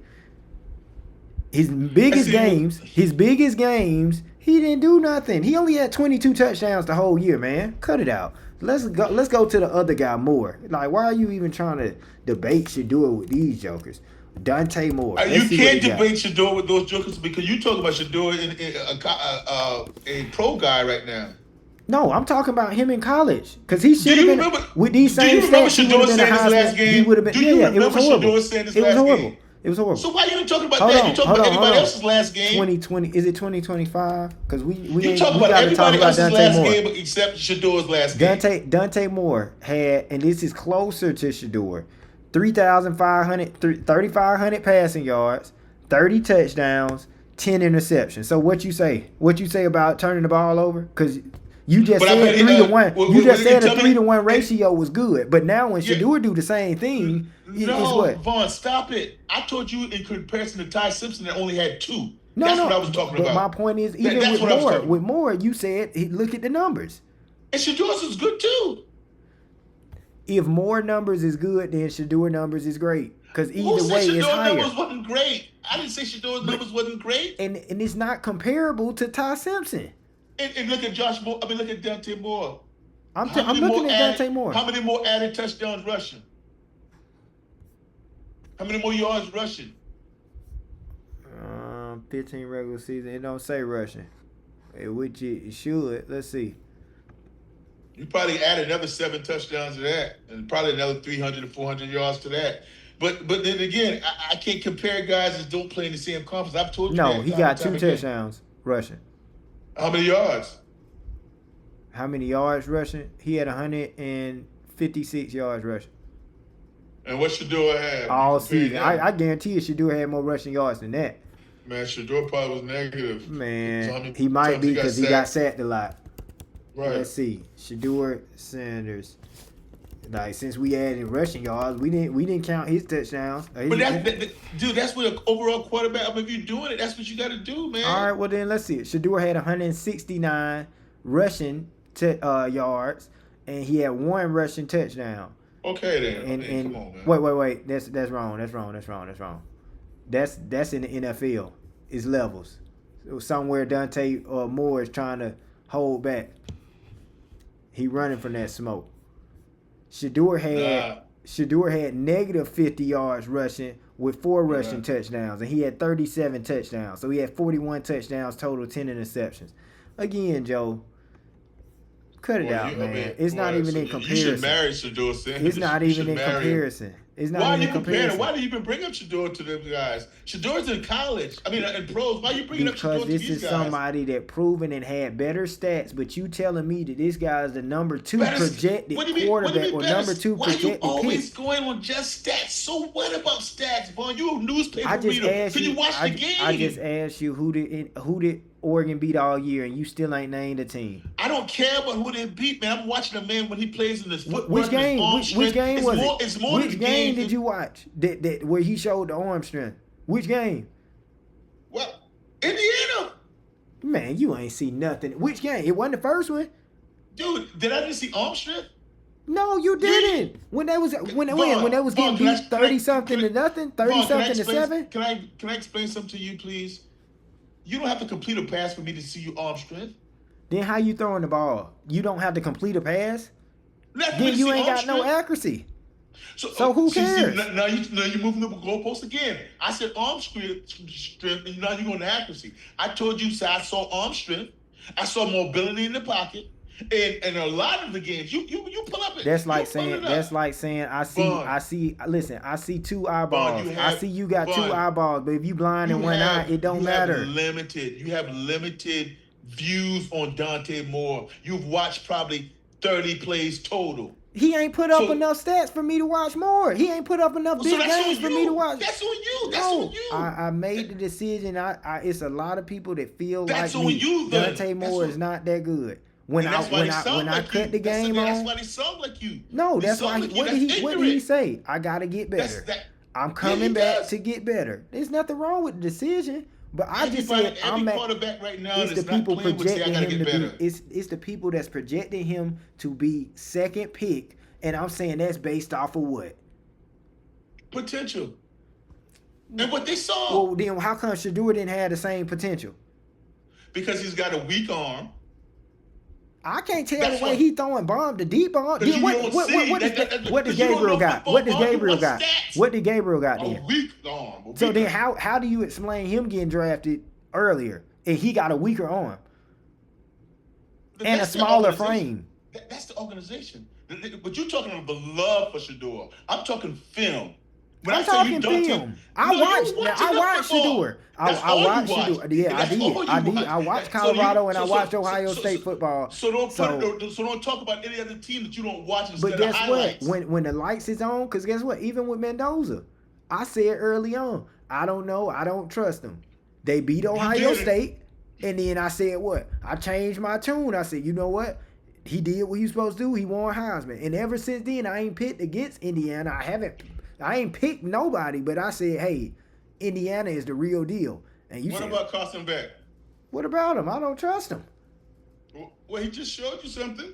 He did, but he's 7 years in. You can go back and put on your Georgia Tech uniform. That ain't me. I'm being impressed. Carson Beck been in the league too long, man. You just don't watch enough football for me to go back and forth like that. You're one trick pony. You look at the stats and you look at primetime games. No, I look at what my eyes see. I look at what my eyes see. I don't care about what you see. Very few snaps. No, very few snaps. Guess what? So that means when I'm watching, you better make the plays. You better live up to it. Because again, I just gave my example. Mendoza. That's like Mendoza playing great. That's like Mendoza playing great up into the Big Ten championship, and he lay an egg against Ohio State. I would say, Mendoza ain't like that. Vaughn, that's why I don't listen to you like that, man, because you're very subjective. You got limited reps of watching guys. Listen, man. Listen to you. You're so subjective when you're watching, so you just make an opinion off of one game and when I saw. Because I'm not gonna watch him for 5 or 6 games. I don't have. So that's on you. Again, I will gladly say that I'll let you watch them and you be wrong when I say, hey, they about to get stepped on. Ain't gonna be close. And then you text me and say, I don't think this one's gonna be close. Do you think so? Absolutely. Oregon ain't did nothing for it to be close. I said they had the easiest road. I said Oregon had the easiest road. You guessing, you reading. I'm guessing about what? You guessing.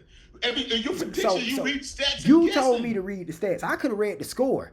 No, I'm talking about I'm talking about when you projecting and when you looking at these games and you seeing who's gonna win and lose and who's the better quarterback and who does this and who does that. You reading the stats and then you doing it. You ain't watching these guys play. You ain't watching these guys perform. You ain't watching these guys call audibles. You ain't watching any of these guys do any of those things. Well, that's because the last time I seen them, they didn't do none of that and they got beat by 30 points. So if you turn it off, then if you ain't watching the other game, who in your opinion, Vaughn, has had no bad games in their whole career in college? Whole career? Yeah, so according to you, when you turn it on, if they don't perform when you turn it on, then they don't ever perform. I can tell you number one. I can tell you number two. Listen, I can tell you number one, and I can tell you number 2 draft picks that did perform. I can tell you Cam Newton. I can tell you Jameis Winston. I can tell you Baker Mayfield. Caleb Williams. I can name plenty of players that performed when the lights was on, win or lose. So I don't want to hear that. But they didn't get beat by 30. When did Caleb Williams perform when the light was on in college? Don't make me pull it who? up. He got empty numbers. They lost 2 games. They lost 2 Yeah, but who games. they beat, man? They played the schedule just like Oregon played in the Big Ten. They probably beat Oregon. Was he in the Big Ten then? 2023? No, I don't think they were in the Big Ten. He won I think the Big Heisman in Ten- 2022. UCLA, they beat Notre Dame. Did they beat them? I'm trying to see I'm trying to see who they played. I don't know why. I mean, that's neither here nor there. But my whole point was you made it like this was a big deal, and it's a big deal in the grand scheme of going to get your money or staying to get your money. But both of those guys aren't very good. That's all that in my eyes say. Both of those guys aren't very good. And your eyes may say otherwise, but we got two different eyes. You watch a lot of film. You go based off people projection. You said Dylan Gabriel was good. You said that's what the film said. Yeah, you did. You said that's what the film say. That's what the rest of the organization. You said Dylan Gabriel was a good player. And that is factual as far as a college player. Factual. You pull up his college stats. So what happened in the league? Dylan Gabriel's stats weren't no better than Shador's. Listen, Vaughn, I told you a couple of times, or I suggested to you a few weeks back, we have to stop trying to put these good college players onto their projection in the NFL. It doesn't work that way. You can be a very good college football player and not playing out in the pros, just like Tim Tebow. Tim Tebow was a spectacular, all-time great in college. He's just not a pro quarterback. You can, and Dylan Gabriel put up spectacular. He probably had over 100 passing touchdowns, man. So he was you talking about the whole career, or are we just talking about the senior season? Because senior season, he had at least 35 touchdowns, at least. You ready to hear this? Yes. Because this just goes to show how some of y'all, and when I say some of y'all, that's in the media, you pick and choose. Tell me his stats, Vaughn. Dylan Gabriel. Matter of fact, I ain't got to tell you, and I can show you, and you can see it for yourself. Dylan Gabriel threw for 3,800 yards, 72% completion rate, which is good. 30 touchdowns, 6 interceptions, and he had 7 rushing touchdowns. So he still didn't have more touchdowns. No, it's a very good season, but he still didn't have more touchdowns than Shador. Because Shador had 41 total touchdowns. Stop doing that, Vaughn. They didn't play the same schedule. Stop comparing it like How that. they It's didn't not play the apples same to schedule? apples. Because they're not in the same conference. It don't matter. It's still It doesn't matter, Vaughn. They got very similar stats. It doesn't And so matter, you Vaughn. can't say one guy had a good college career and the other one didn't, when they had put up similar stats, and one guy had more touchdowns. Oh, not in their career. They didn't put up similar stats. No way. Well, I'm talking about I'm talking about senior year, where Dylan Gabriel was a Heisman finalist, but Shador wasn't. And again, that all got to do with them hating on Prime, because it wasn't lack of play. See, man, you create your own narrative, man. When the last you seen 2 players from the same team make it to the Heisman? Have you ever seen that? That don't mean it shouldn't happen. Yeah, you take votes away from the other person on your team is what happens. So that's what happens, Vaughn. If you never seen it, man, come on, man. See, I ain't never seen nobody be projected at top 2, top 3 quarterback and go in the 5th round either. I've never seen that. Have you? No. Exactly. That's my point.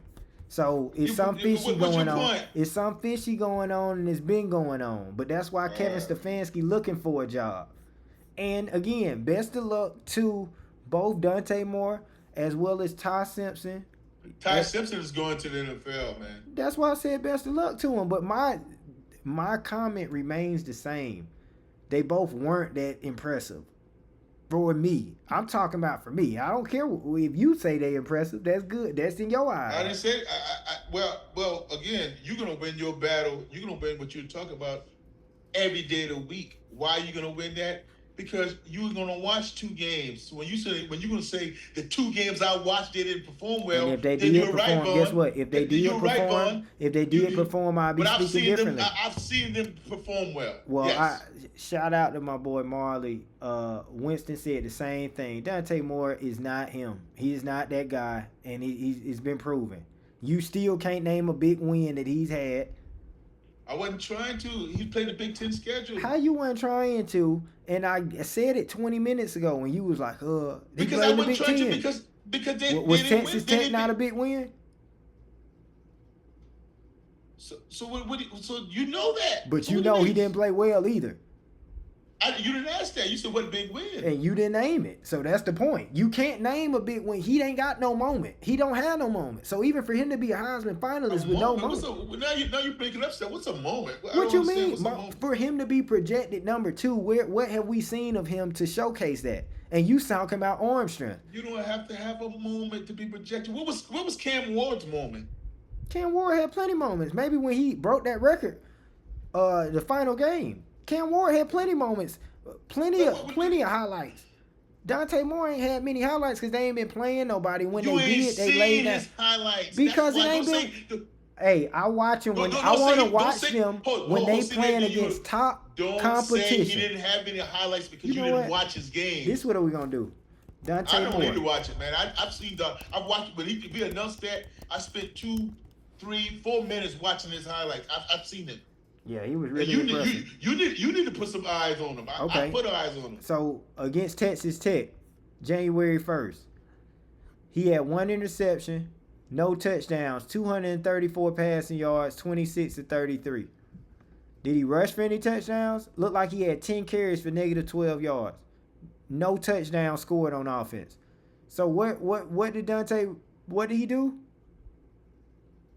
Vaughn. Oh, let me put the camera back on you so you can fumble up. You still put up the games you watched. That I'm only gonna speak on because I'm only watching the big games. I'm not watching James Madison. But I can stop talking to you, man, because of you saying that you put up a bad game he had. Cool. I can pull up 3 bad games he had, and them the biggest games he played. Well, he won against Texas Tech. What are you talking about? That's a bad game. But that's still the biggest games that he 26 played. 26 to 33 is a bad game. No touchdowns on offense. Do you know how many drops he had? Because you didn't watch the game. I didn't watch. So that's what I'm telling you. Watch so you don't even know how that unfolded. You don't know if he could have been 33 or 33. You don't know if that interception No, was a I could know if he was 33 or 33. I'm sure he would have a touchdown. Vaughn, that interception was a tip ball. It was a drop. That's so fine. He still didn't put up. He threw more touchdowns. Listen, he threw more interceptions. He threw more interceptions than touchdowns the last 2 games. Let me cut. Texas Tech, the game you were talking about that was terrible. You just said, how was that terrible? Tell me again. Offensively, Oregon was horrible. No, we're talking Dante Moore now. Yeah, Dante Moore was horrible offensively. 26 to 33, and how much? 200 and what? Whatever you said, 200 and what? 234 yards. Yes. 1 interception and no touchdown. And the interception was a drop in a tip in somebody's hand right there. But if you don't watch the game, you're going to think that. And this tells me a lot, even what you saying, and in regards to my point. The media gives awards. He won offensive MVP despite scoring a touchdown or putting up a touchdown. They should have gave it to the kicker. You win 23-0 and you don't put up no points. Your defense should have won MVP. But I guess you got to give it to somebody in offense. No, see, Vaughn, that's because, see, again, you're making my point. That's because you didn't watch the game to see what he did in the game. I wasn't interested in either team. I knew they was getting put out. If you were interested, that's why you need to calm down, because you didn't see the moments that he had in the game. He didn't have many. He didn't have many when they got in the zone. He didn't get in the zone. Quarterback job is to put up points. What? Without Oregon's what do you mean he didn't get in the zone? 23-0. They didn't have no touchdowns offensively. So they did left drives, though. So it's still left drives. Who they went up against? A very, very, very top 2 defense. Okay. Who? Against Texas Tech? What happened against Indiana? Dude, now you're trying to win now. Indiana's a top 2 defense. What happened? He didn't play well. The team didn't play well. Neither game. Okay. What do you mean? I'm saying either time. They played them twice. Oh, what do you mean the team didn't play? That was a better team. Why are you saying the team didn't play with that last game? He was horrible. He single-handedly lost the game. Pick 6, fumble. Didn't nobody even touch him. What God leads? Somebody can do a bad Some people thought he was point shaving. But he had a bad game. He had multiple bad games against Indiana, is my point. Okay. He had a bad game against Texas, too. I don't call one interception, 0 touchdowns. Dude, you didn't watch the game. Again, I don't have to watch the game. Oh, you don't have to watch the game to know he had a bad game? Yeah, just like most times I don't have to watch the game to know who gonna win. I've been saying this for years. No. You don't have to watch the game to know if somebody had a bad game. All you have to do is look at the newspaper the next day. And I can look and see what the offense did. What did the offense do? And then you can say they had a bad game. I can look at the offense. Yeah. What did they do? They'll boo you out of the barbershop, man.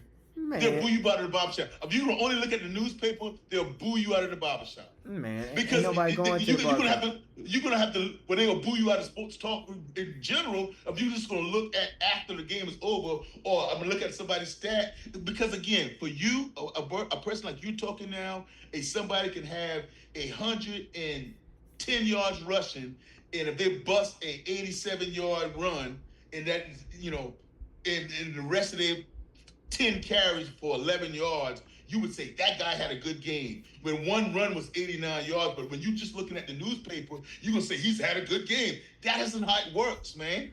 That isn't how it works. Keywan Lacey did have a good game against Miami. And he sat out majority of the game because he was hurt, and he had 11 carries, about 100 and, let's say, 12 yards. He had way more than that. 120 yards, but he bust one of them for like 78. Yeah, he didn't have more than that. He didn't have many yards other than that because he didn't get many carries after that. He got hurt. But you watched that game and was able to see what he did. No, the exact example that you were giving, I'm giving you a prime example where, if I didn't watch the game, I would say he had a lot of yards. And if I did watch it. No, the whole thing I'm saying, if you take his long run away from him, he still had over 4 yards a carry. He had 103 yards. And he still had 4 yards a carry. But that was based off the 173-yard run. How many total carries he had? 11 carries. He had 103 yards, and one run was 73 yards. So that's 9 for 30. So he had 9. He averaged 9 yards. But again, that's still just based off the 73-yard run. Without the 73-yard run, obviously. So again, and you. And I watched that game, and I would still say yes, he had a good game running. If you seen 11 carries, 103 yards, yes, he had a good game running, and he had a big 73-yard run. So my point is, you don't have to watch the game to know that. Hey, that boy was toting it. What? He was toting it. He didn't get as many carries, but if he didn't get hurt, you can believe he was gonna probably have about 150. I can't believe. I can't believe. No. I gotta watch. I can't believe. Well, then how come you not watching Dante Moore? Because you ain't seeing him put up nothing in no big games. You not seeing him perform in big games. Big games. Keep on saying big games, man. Because the big games is the only one that matter. I don't care about them other little games. Well, you sound like it. How? You sound like it. Because you dismissed it every other. You only played, so you only watched. Because I asked you who did he play, and you can't name nobody. He played the Big Ten schedule, bro. So who was that? He didn't play Ohio State. Ohio State. Who did Ohio State play? Indiana. That's it. No. Texas. Was Texas not good? Nope. Texas wasn't in the top 15. Oh, no, we moving. Now Texas had a better record than Alabama, but Texas wasn't good. And you talking about Ty Simpson was good, and Alabama was good. Alabama had 4 losses. Ohio State had the number one ranked defense in the nation, playing Texas and Indiana. That's it. That's what some would say. We don't pick the schedule, but at least we beat somebody. Thank you. At least we beat somebody. Thank you. We beat somebody. Thank you. Oregon don't pick the schedule either. But who is Oregon? Who did Oregon beat? You still ain't named nobody. Dude, I ain't pulling it up, man, because I ain't pulling it up. But you watch all the games. You say you watching, so you should know. Again, I don't have to pull nothing up to know who Ohio State beat. I don't have to pull nothing up to know who Indiana beat. Who do Ohio State beat? I just told you, Texas. That's one that you gonna say. Oh, now you gonna try and discredit Texas? Did Texas not beat Texas A&M? Yeah. Now, closing. I don't even know why we getting a tangent talking about average players. Yeah, because we're getting a tangent. Because And I'm not talking about Keywan Lacey. Keywan Lacey is a straight ball. I'm not going to. I got out of character a little bit. I'm not going to do it anymore because it frustrates me. It's always frustrated me getting in tangents to not. I got to say it because this is what you did for the last 15 minutes. People like you that watch clips of football and base their whole opinion on clips. Listen, I can't do that. I only care big players make big plays in big games. If you ain't playing in no big games, that's why I can't get in a discussion like that. Okay. Again, if you're not playing in no big games, and this is for all the youth, big players make big plays in big games, and then you have other players, hype players, fold under pressure. So when the lights cut on, you're gonna have coaches, you're gonna have other fans, you're gonna have people watch you that normally not watching you for whatever the reason may be. And whatever you perform and showcase, that's gonna be what it is. Other folks can sing your praises, but guess what? If your team get blew out and you stink, you need to get better. That's all I gotta say. Oregon beat number 15 USC. Ooh-wee. You didn't name that. So why are you looking it up if you knew that was such a big game? Man, this happened so many if that was a big game. Games I watched. So USC finished the season 15. Yes. What finished the season? Hold. It's got to be when they finished the season? Yeah, because I ain't talking. Texas finished the season in the top 15. USC didn't. So don't tell me number 15 USC. Was USC a good team this year? Dude, you moving the goalposts. How? Because so it was a big game. USC was 9-4. How was it a big game? At the time. Okay, when they played it. Well, then Texas was a huge game. It was the biggest game of the season. So why is you trying to discredit Texas? I ain't discrediting Texas. Yo, you discredit Ohio State beating Texas. You say, Texas wasn't a good team. How they wasn't a good team? Listen. Oh, my God. Listen, what I'm saying to you is that Texas was a hell of a better team than USC. Now I'm bringing remembrance because I forgot about the whole thing. That was a huge game when Oregon beat Penn State. Man. Penn State that finished the season what? No. Firing their coach? You said big game. At the point, it was a big game. Huge game. Penn State was number 3. But what happened? What did Penn State finish? Did they finish in the top 25? Let's wrap up, man. Okay, time out. If that's a big game, then what happened when Penn State beat Ohio State? Because if Penn State was the team, then I could say the same thing. When Penn State beat Ohio State? I mean, when Ohio State played Penn State, 38-14. You ain't say nothing. They was 3-5 then, so it didn't matter. My point, they got a good team. Penn State was 3-5. So Vaughn, are you tripping me out? It wasn't a big game if they was 3-5. So my point was Penn State wasn't a good team. Penn State wasn't a good team. Just because you projected early. Just because you projected early. My point of saying Texas was a good team wasn't because they was ranked in the top 5. Yes, because it was a big game. Because that was a huge game. Okay, because why? It was 0-0 at that point. No, man, everybody knew that Texas was going to be a good team. Everybody knew Ohio State was going to be a big and everybody thought that Penn State was going to be a good team. You ain't never hear me say that Penn State, and you never heard me that Oregon. And that's why I said Oregon. You didn't name. My point was when I gave you the opportunity for a whole hour. I'm not a Big Ten guy to say I would try to. I just looked. I was trying to remember who Oregon played. And Oregon beat that same team. They beat the same team 30-24 in overtime. Again, the same team. Penn State. They beat 30-24 in overtime.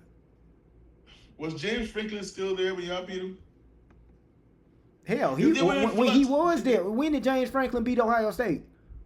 Dude, they were in flux, man. I mean, I'm asking, even at his best, when did James Franklin beat Ohio State? It didn't happen. So my point is this: you move the goalpost for a lot of average quarterbacks, and then you just named them: Dante Moore and Ty Simpson. Average quarterbacks. Vaughn, let's wrap up. They're not championship quarterbacks. They're not championship caliber quarterbacks. Oh, they're not championship quarterbacks. Oh, And your guy is? Who? I never said saying. You can. I've been saying was not the quarterback. I've been saying I didn't believe in saying. So what are you talking about? No. Ho. Now it's championship. Because we was just talking. Ho. What championship has Shador Sanders ever won? That's neither here nor there. His talent is neither there. here. That's neither here nor there. So why are you gonna bring the championship up? And I don't even know why you keep bringing up. Why are you bringing up Shador? Because they talent level ain't even the same. Is Dante Moore a better quarterback than Dylan Gabriel in college? Why I'm asking the question. Is Dante Moore a better quarterback than Dylan Gabriel was in college? They went to the same school. You got a better skill set, yes. Dante Moore was better in college than Dylan Gabriel. He's still in college. Or he's better in college than Dylan Gabriel was. The same one you said that had 100 career touchdowns and this. He's got a better skill set, yes. And I take him in the NFL over Dylan Gabriel, yes. Yes, absolutely. Well, neither one of them was better than Shador Sanders. Neither one of them was better than Shador Sanders. So why would we just talk those two guys right there and you said they're not championship quarterbacks? Why you brought that right because up? They don't make big players. They don't make big plays in big games. Has Shador ever did that? Yeah, I can tell you a Shador moment because you asked, what's a moment? What's the moment when he threw that Hail Mary pass, got him, Against who? got him, Against who? got him. I think they was playing Baylor. It was in the rain. Oh, Baylor was a good team. I didn't say whether it was a good team or not, but that's the moment. That's clutch moments. You can't tell me no clutch moments. Of who? Either quarterback. Oh my God! You heard how many things you were saying? You say championship quarterback. Now you say clutch moment. Because I can go down many categories, and these guys just don't have it. It's okay. They can earn it.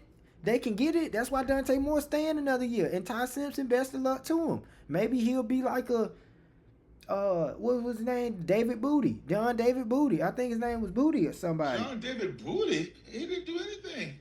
That's my point. I'm not expecting much from Ty Simpson either. He didn't do much in college. Well, Booty did better in college than Simpson did. I guarantee you that. Leave it up to you, Vaughn. Simpson and Dante Moore. The next time you see them play, it'll be in 3 years. Because unless they play somewhere in the NFL on a big team in the playoffs, you ain't gonna watch them. Actually, Oregon, he coming back. He coming back. Him. So I'll see him tuned in. I'll be tuned in. We might watch that game together when they play Ohio State. We gonna really see what's going on. I doubt it, man. You ain't too cute. You ain't too keen in watching games. Man. I don't have to. Listen, I only watch championship football. So when it matters, see, that's what I'm saying. When it matters, so you can watch James Madison in Oregon. You can watch Oregon and Penn State. And at that time, that would have been, I guess, a good game. But when you say a statement like that, that means the first 7 weeks of college football you ain't watching. I'm watching Ohio State. It's championship caliber football. Well, how they don't matter when they played the number one? They was number one in the nation. No, you said championship type games. I mean, now with the playoffs, game 7 or week 7 doesn't matter. Yeah, absolutely. So I'm talking about the performance in the playoffs. What happened? So you're not watching until the playoffs, right? That's what you're telling me. You're not watching these teams till the playoffs. Yeah, those teams. Rightfully so. Unless they run into Ohio State. Unless they run into Ohio State. Yes. No, I am listening to myself. Listen to me. You're talking football. I'll put it on the website. You're talking about who's good and who's not good. And then you're telling me you're not even watching football until playoffs. Yeah, you're telling me who's good and who's not good. Listen, I'm getting a solo now because I repeat myself once more. I watch when it counts. Win or go home. College football playoffs. If you're not my team, I don't feel like getting my hat or my slippers or none of my other stuff. If you're not Ohio State, then guess what? I'm probably not watching you unless you going up against Ohio State. When the playoffs come on, I'm watching intensely. If you don't show up or if you just barely squeak by and you do show up and get blew out, you will be judged accordingly. You win, you go home. You win, I shake your hand. Fernando Mendoza has earned all of my respect. That don't mean I'm rooting for him or saying nothing, but he earned my respect. Dante Moore, don't know who he beat. Joe still don't know who he beat. He had to pull up something an hour and 30 minutes later just to finally say, oh, he beat Penn State, who finished 3-5? Or what are we talking about? Or finished, what was their record? Like, what are we talking about? He beat USC. Okay. 5th in the Big Ten. Wow. That doesn't mean nothing. Big players make big plays in big games. This is in between the line, and we closing out here. We gonna agree to disagree. Joe, I would give you a final word, but you gonna say it enough baloney all night. So I'm gonna close us out with You this. discredit. I'll give a final word. You just discredited our show, man. You just discredit our show No, we because didn't. anytime we get here and we talk anything in college football in 2026 in week 1 through 5, we might as well just dismiss the whole show with no college football talk because you ain't watched it. No, I bring You ain't other. care for it. I can bring You other ain't care people. for it. I All you can, can do is newspaper read. I don't have and to you look at the newspaper stats and read. say I don't this have this guy played well. This guy didn't play well. This guy sucks. It doesn't work look at that his way. stat and all that. It doesn't Come on, work man. that way. I got some I heard upper it tonight. terrestrial. I got it's something that you won't have. You gotta I watch heard it. it tonight. That's what you do. I heard you say No, that's what you I'll do. say it again because You watch stats. it's not watching stats. I just say I watch championship football, and mind you, Ohio State was the number one in the nation the whole season. So if I'm only watching Ohio State, I'm only watching championship football. Even in the Big Ten, we lost, and then guess what? Indiana in the playoffs, championship football. I'm watching them. I did not watch James Madison versus Oregon. So you watch two I watched championship Miami. football games. No, you watch two. So you what? I watched Miami. Guess what? I didn't see him during the regular season. I seen him in the playoffs. So you only watched 3 championship type football games the whole season. Yeah, I didn't even Ohio see much. State versus Texas, Ohio State versus Miami, and Ohio State versus Michigan Indiana. is always championship football. I seen Georgia All right, Tech all right. versus Georgia too. Hey, I seen let's Georgia send us Tech off. versus Georgia too. I seen Send Georgia us Tech off. versus Georgia Send us too. off. We You ain't can gotta send us watch off, that. man. We ain't Send gotta us talk off, about man. that. You can sit and watch all the games if you want to. I got better I things to do. I do it because I want to give my opinion about what I saw. That's fine. But guess what? That's You why- can give not your what I read or prediction. what somebody tell You me. can give your I want to give my predictions opinion on what I prior. saw. And I That's appreciate all. that perspective because sometimes your vision blurry anyway, and you ain't seeing the same thing that I'm seeing. You Apparently, ain't seen nothing. how we just seen You Dante. reading. You reading. I seen what Dante Moore just did against Indiana. We cut the TV off.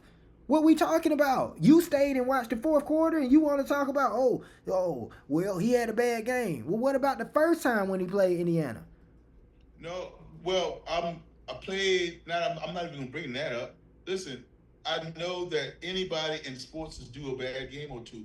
That's what I do know. Well, why is your bad That's it. games in the biggest times? Because even against Texas Tech, he didn't have a good game. He may not have had a bad game, but he didn't have a good game. That's what you read. Yeah, that's what I read. And that's what my sources tell me that was watching. See, that's the thing. That's the thing. When you got sources, you don't have to watch. I get my information from my sources. And then if the highlights is matching, you ain't put it in the zone, you a quarterback. Get an award to the kicker then. I applaud your sources, man. It's Man. been a fun ride, man. It's been a fun ride, man. It's been a fun ride today, man. We got some good things accomplished. Last thing, let's end on a good note. Let's talk about very quickly, what y'all got going up, what the Hamilton family got going on tomorrow and this weekend. Well, it's the first official visit that my son Skylar, your nephew Skylar, and the family, his sister, my daughter Kaden, will be able to experience. I'm not sure. I didn't ask my wifey, Kenya, how many official visits she went on, but I'm looking forward to it. I'm really looking forward to seeing West Point. I've never been there. We're going to Army, and very excited. They're excited. They want to get there and see what it's all cracked up to be. Skylar said his main thing that he's looking forward to is the jersey presentation, putting on jerseys, and I guess taking pictures. So that should be exciting. I know my wife probably looking forward to seeing what kind of food they have, and she's going to have a lot of questions. And I'm just looking forward to Smiles, man. Smiles and seeing what he grasped, listening to the questions he asked. But it is a big moment. It's not necessarily a big moment, I would say, for me to go on a recruiting visit. But when you see your family, you see your son going there and try, or somebody wants him for his skill set and the person he's become, that's something special. So I don't want to dumb it down. I'm not going to dumb it down. It is a huge moment, and I'm looking forward to it, no doubt about it. No, absolutely. And I want to give a huge shout out to Skylar, the whole everybody, the whole family. This is a huge moment for everybody, and I'm glad to just hear that Skylar is excited about, Yes. because so often, and I don't even say it, I get sick and tired of seeing him posting other players going on doing their thing, which is a good thing, because it ain't out of spite or, oh, why me, why this, but your turn around. So if Skylar listen to this message, it's just embrace it, live in the moment, and understand the best is yet to come. Everything is happening in divine timing and through God's grace and guidance. So don't never doubt nothing, and y'all just have a ball up there and safe travels. But I'm expecting to see a lot of pictures. Skylar usually don't be taking pictures like that, and he not really like to take pictures, but I'm expecting a lot of pictures in that Hamilton Williams text message group, text thread. Well, your expectations, you've got to make sure you put that in the right perspective, Vaughn, because you know where you're going to get the pictures from. No, I know. That's no question. That's no question. And he's going to have to force Skylar. She's going to have to force Skylar to make sure, hey, come and take this one. He's going to do it in the uniform, but he's not a picture taker. Oh, but that's why I'm saying the message, and you make sure that he see this clip to say, hey, you're going to have a lot of experiences from the man in the academy. Family went out there to be able to take no pictures. And this is a message to you. Make sure that y'all get some pictures. And, I mean, y'all going to get them because Kenya going to take pictures regardless. That's what I'm saying. Skylar, again, embrace it. Don't know, you might love it so much this might be your last, or this might be the first of many. However, embrace it, and like I said, it's like good to see that the fact that, like I said, I get sick and tired of seeing Skylar. It don't even just be football. It's basketball. You sharing everybody. Post yourself. No. What you mean, no? No. You don't post your own clips? No. I do not do that, Skylar. No, we not promoters. No. You don't promote your own stuff? This is 2026, Joe. This ain't 1992. No. This isn't 1992. You let somebody else post on you. No, you let somebody else post on you. Well, that's my point. You can't be posting everybody else if everybody else not posting you. You can't be posting everybody else if everybody else ain't posting you. If you want to give him that, as his uncle, hey, you post yourself, you can do that. But I would never or post your teammates. But you don't post everybody. It's nothing wrong with it. But make sure they posting you as well. That's all. That's my only thing. That's my only say so. I ain't cut off from that cloth. I ain't gonna sit there and be posting myself. I'm not gonna be sitting there posting the whole city neither. Because I'm making plays too. He posted his and no. It ain't no way that Skylar know all these kids. You don't be looking at the story. Yes, I do. He's well-rounded. He can be well-rounded, Joe. No, it's no way. It's no way. He might be. And I talked to him and asked him about it, and we shouldn't even. I mean, I don't mind talking to him. I don't know how much he be watching the show or not. We've been pumping out a lot of content lately, so he might not been able to keep up. But I'll make sure that this is clipped up specifically for him. Skylar, enjoy it. Well deserved. The best is yet to come, and we looking forward for you to be posting your own clips with the family. That's outside of your dad, Joe. I ain't looking forward for you to be posting yourself. I've never wanted you to do that. No. Hey, let your mom or your uncle do that, not you. Listen, so I disagree with that. It's 2026. Okay. If you're not promoting yourself, sometimes that can talk a bit about your confidence within yourself, or confidence. Not saying that that's the case for him, but it can be looked at as you ain't as confident in yourself, but you gonna be confident in everybody else. Or some of these folks that you posting may not necessarily be as good as you, but they getting a look because you posting them. But just make sure they posting you as well. That's like being somebody's friend and they not your friend. Yeah, but that's an insinuation. You don't have to keep all this, but as far as they're listening, but you don't have to chop this up. But that's almost insinuating that they're not his friends. We'll see if they posted him.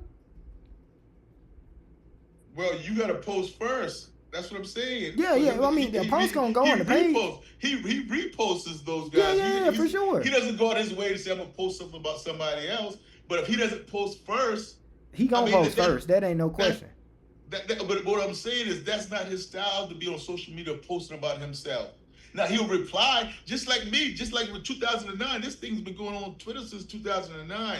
Yeah, I'll like somebody thing. Right. If I do something, or 2014 when I went in the Hall of Fame, I would definitely not put, "Hey, I went in the Hall of Fame. Boom, boom. Look at this. Look at that." No, somebody else posted. I'll like it. You didn't have to. That's why I said it's 2026. Oh, you saying to get recruited? That's what you talk about? I'm not even just talking about to get recruited. I just said me personally get tired of seeing all these other kids. We talking about basketball. It's no way that you know all of these kids.